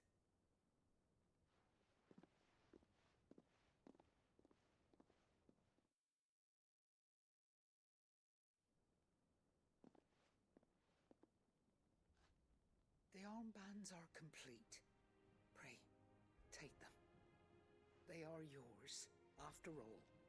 Heartstone is harder and more enduring than garnet, or even ruby. It symbolizes unwavering will and devotion, and the graven vines encircling the stone represent the unbreakable bonds between you. It's a message. Father knew we had enemies both inside and outside the duchy. Enemies who would thwart his vision. Only with unwavering devotion would it ever be realized. And only if we stood together, as Phoenix and Shield, as brothers in arms, only then might those enemies be overcome. Indeed. His Grace knew the enormity of the task he would entrust to you, his heirs. But this was more than just a message. It was a promise. That he would always be with you. Thank you, Lady Goditha, for remaining the steadfast custodian of our father's will. Forgive me, my lady, but there is something I don't quite understand. The Undying told me that after Father died, Mother claimed all of the ducal treasures for her own. Even if the armbands were incomplete, she would surely not have overlooked them. So, how were you able to keep them from her? Because I was the keeper of the vault. Though I was but a lowly servant, your father spoke to me of his intentions for the bands, of the deep love he had for both of you, and his hopes for your future. In the days before the disaster at Phoenix Gate, I discovered that the Duchess had ordered her jewelry be sent away from the castle. It was then that I knew she meant to betray us. I tried to warn your father, but it was too late. When word of the fire reached Rosalith, I knew my time was short. So I took up the armbands and I fled into the night. And thank the Founder you did. Yet my duty to your father was incomplete. Not knowing what else to do, I followed the Griffin, thinking I might claim the Heartstone on its passing. And so my pursuit continued, until Lord Cyril appeared before me. He informed me that his Grace's will had been recovered, and that his sons were alive and well. Lady Goditha, on behalf of my father and all the people of Rosaria, I thank you for your loyal service. As do I.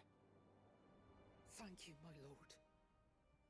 Your Grace, for coming back to us, for giving my service meaning.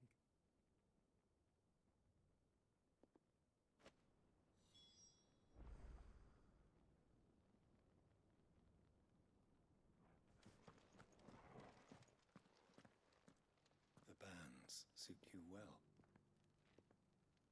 It must be gratifying to finally receive the inheritance that was denied you for so long. It is.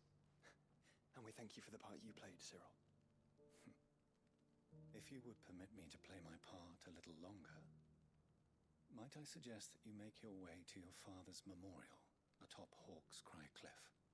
Let him see that you have received his blessing, and that his vision lives on in you. I suppose it would be churlish not to. What do you say, Clive? Should we pay your father a visit? I think we should. I was hoping to be able to offer him my thanks before we left for Origin. Your father's helm is enshrined there. It has been since the day we recovered it from Phoenix Gate. I prithee claim it, for it too is a part of your inheritance, and I do not doubt that your father would prefer it in your hands than perched upon some lonely rock. Thank you, Cyril.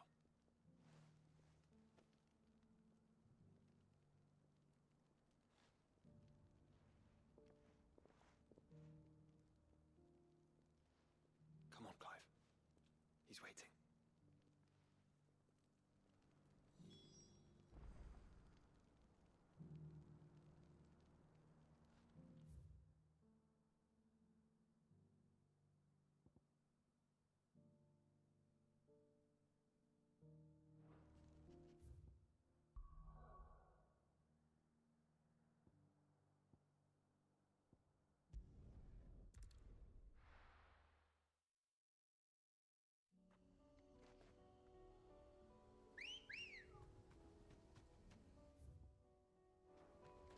Come on. Run like the wind. Unwavering will and an unbreakable bond. Do you really think we're strong enough? To save the world? Of course. To have overcome Father's political enemies? Of that I'm less certain. Especially knowing what we know now.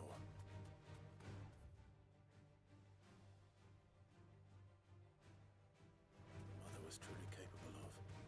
But perhaps these bands would have helped. Knowing he was with us would have made all the difference. It's just back there.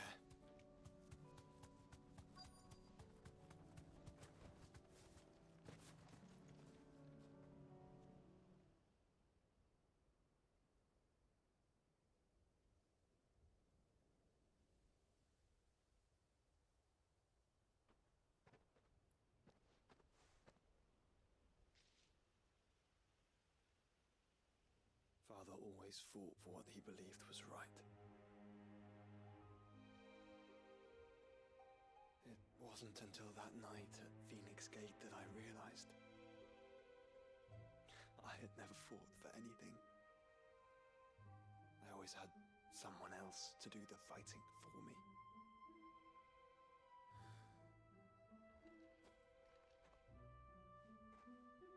No matter how fate conspired against him, he never lost heart, never looked back, never stopped fighting. To me, he was the greatest of men. And I've been trying to live up to his ideals ever since.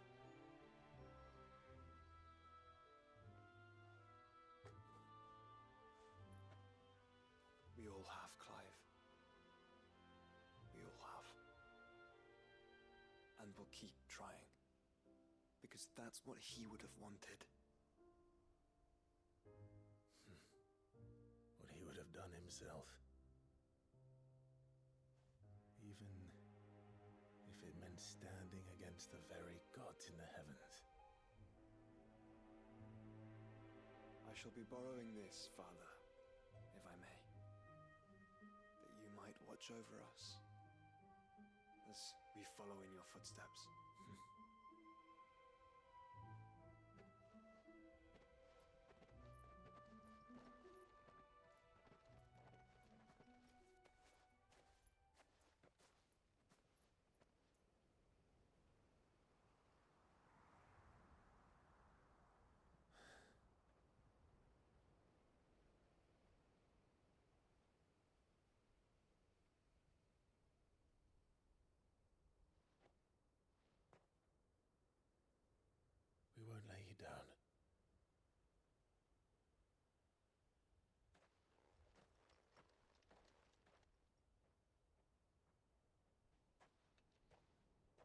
Onward, then? Onward. To the end. And to a new beginning.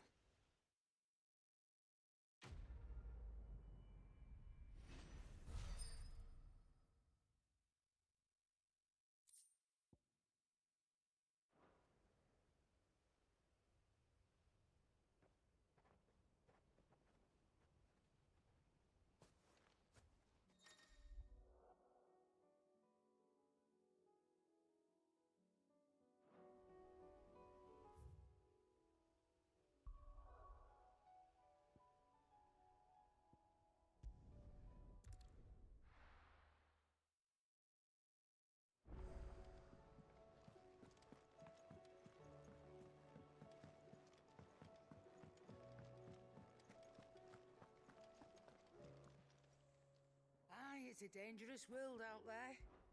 Let's...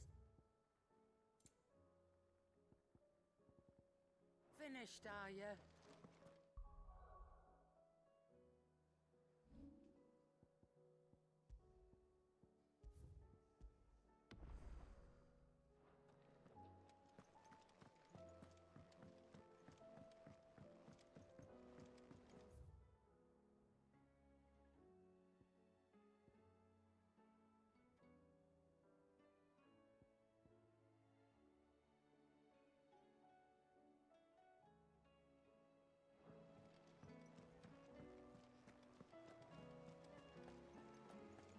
There's something about it. I feel like it's...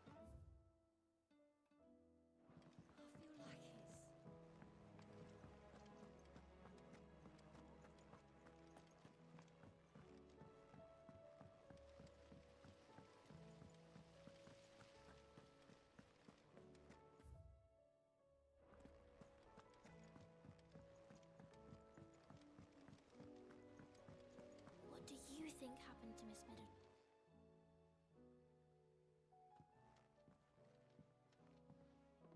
Sid, you have to help us. With what? You didn't take apart another of Mid's contraptions, did you? No? Well, yes. But that's not what we want to talk to you about.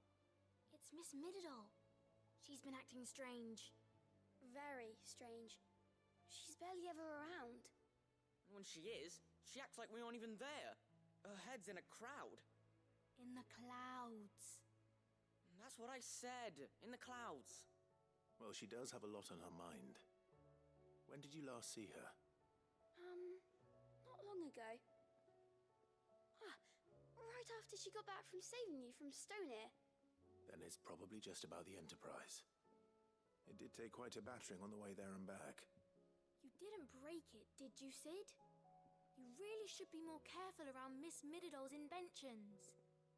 Don't listen to her. Even if you did break the Enterprise, you could put it back together, couldn't you? But who's gonna put Miss Middledore back together? She seems really sad.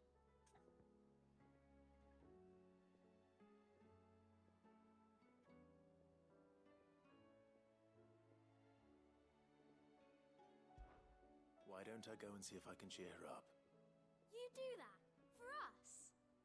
She's in her dungeon. Don't scare him. It's not a real dungeon. Thanks for the warning.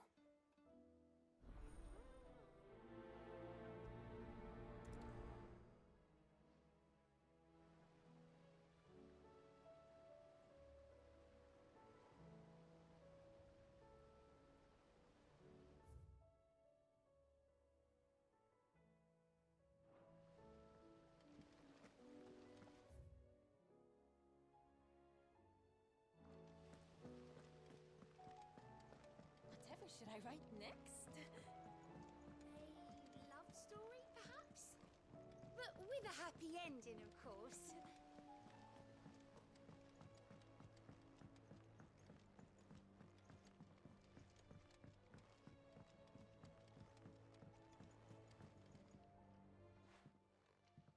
Mid, if you have a...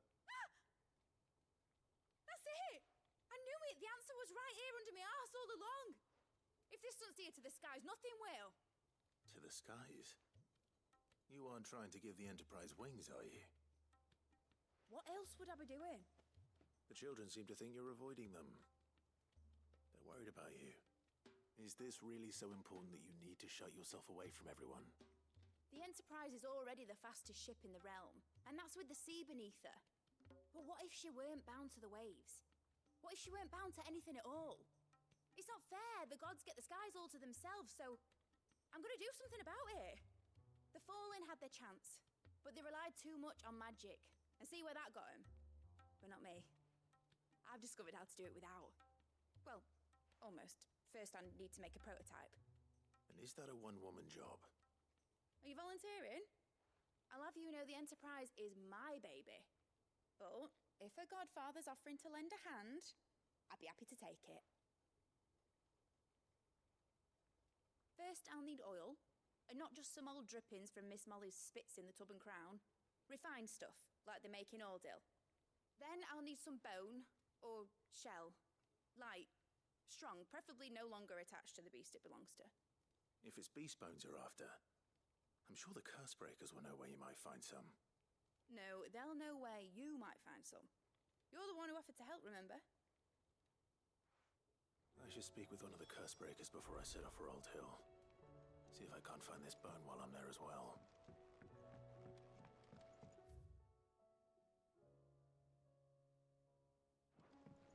Has Midadol mentioned the new project yet? Not exactly.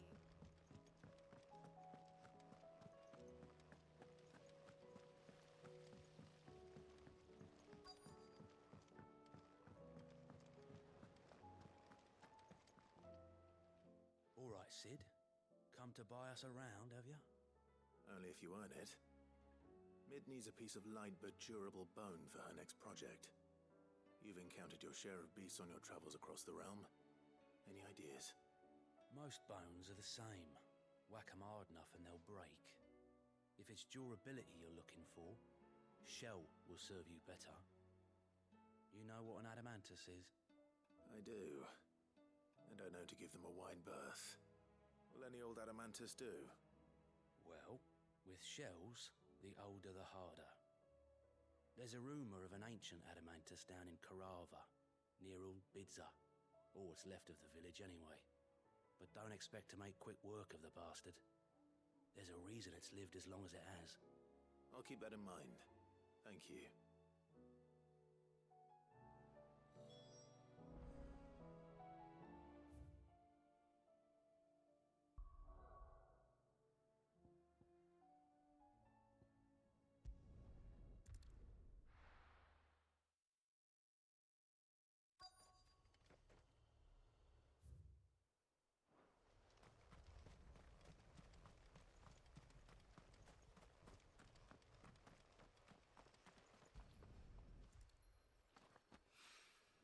Mid's oil. After what happened here, it's a miracle there was any left at all.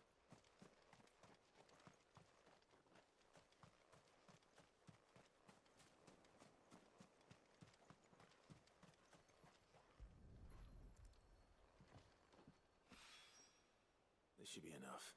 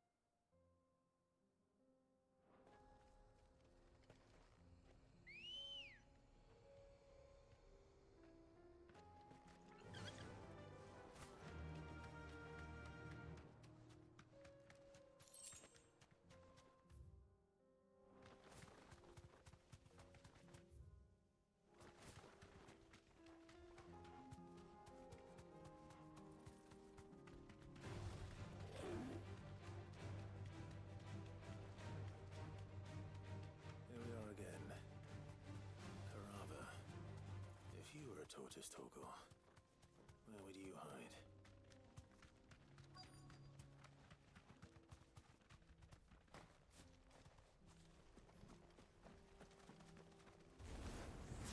It looks like we found him.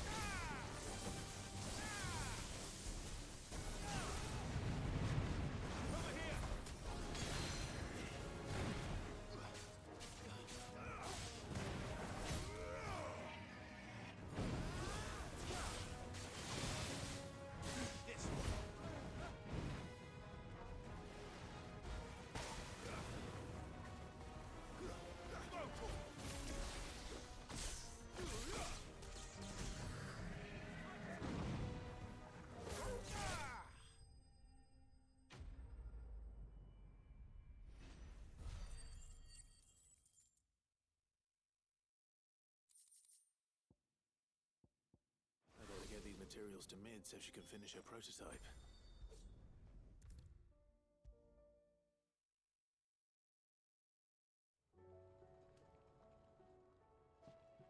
Mid, tell me this is all you need.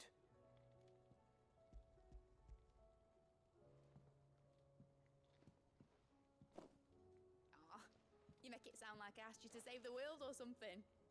Tell me this is all you need. It's most of what I need. After you left, I went over the figures again, and I realised I'd forgotten a 1 and a 0. And a cogwheel. Just a tiny one. Though, that's the problem. Gears that small are a bastard to make, and I may have lost the one Blackthorn spent a fortnight toiling over. Wait. The children. When they took apart your scales, there was a tiny brass gear. Now that I think about it, they didn't use it when we put the scales back together. The young'uns? But why would the... You know what? I don't want to know. I'll keep working on the model. You go and find that cog.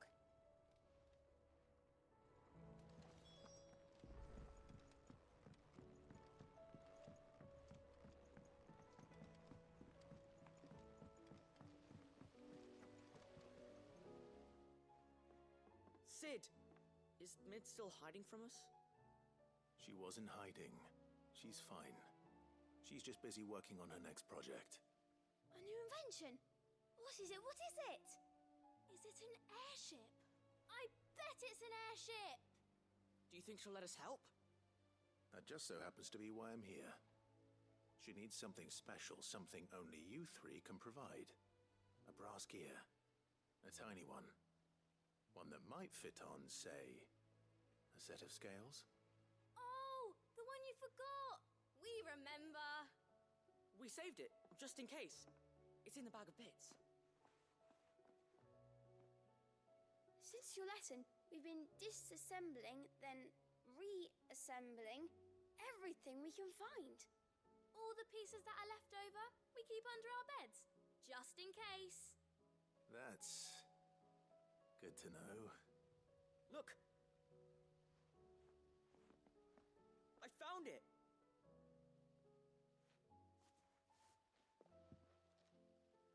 Is that all? Just the gear? We have more parts if Mid needs them. That's all for now. But I'll let Mid know about your hoard. Just in case. Thanks, Sid.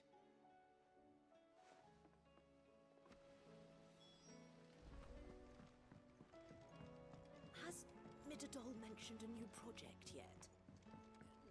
Not exactly. She seems preoccupied. But then again... Well, did they have it?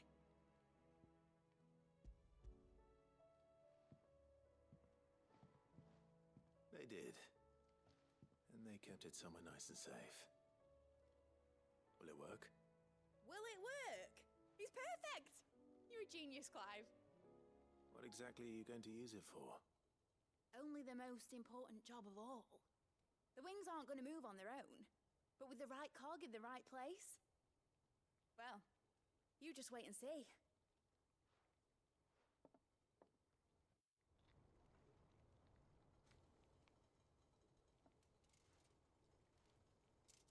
That should do it.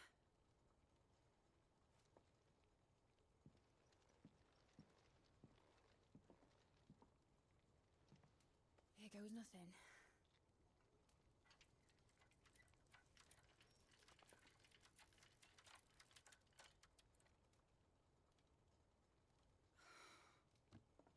Titan's tits. It wasn't supposed to fly, was it? Of course it was supposed to fly. Wouldn't be much of an airship if it didn't. Honestly, these bloody engines are driving me mad. I was so sure this would be the day she soared. The Mithril engine was made to make dreams come true. But maybe this is one dream the world's better off without. show folk how to take flying. It won't be long till they're raining death down on each other.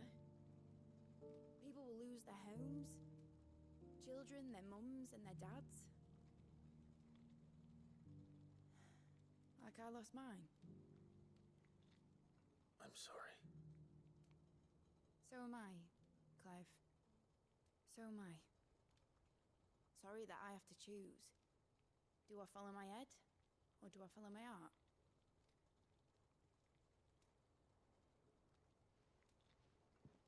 Good question. The first time I stood on the deck of your ship, felt the wind in my hair. It was like I was flying. But imagine how it would feel to actually do it. My dad always said there were two ways of living life. Chasing a dream or shuffling to your grave. And he were right. Right about a lot of things. Not that I like to admit it. People need dreams to chase. Especially in a world like this.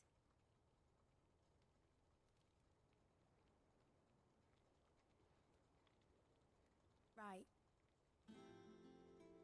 When this is over, I'm gonna take all my mithril engines to Zemeckis and sling them over the edge. I won't have my dream end up turning into someone else's nightmare. But all that hard work... All that hard work will not be used for war, Jamie. But it ain't like it'll be gone. Tell me, Clive, have you ever been on a treasure hunt? Not since Joshua and I were boys. Why do you ask? Because I'm gonna bury the engine schematics and leave behind a little riddle telling people where to find them. A really hard one, so that only the most dedicated dreamers will ever be able to work it out.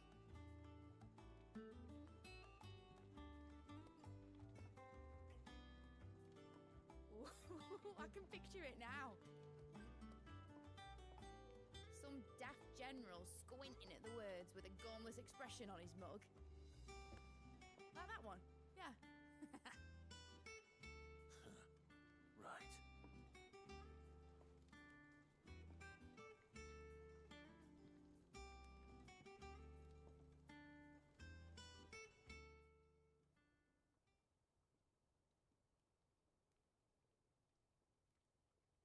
Of course, if I'm putting this engine at the end of a treasure hunt, I'll still need to make it a treasure worth hunting for. Won't be much of a prize if it couldn't even make a toy boat fly after all. My dad always said, dream big. But it ain't the size of a dream that's important, is it, Clive? Only that it's a good one. And I reckon I've got a fair few good uns left in me. I'm sure you do.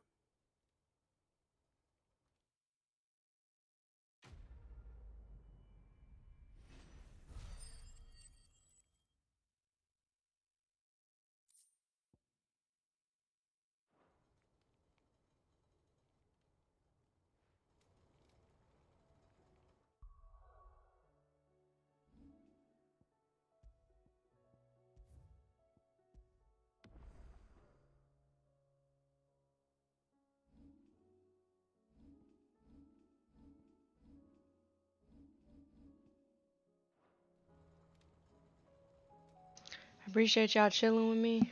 I'm about to raid out.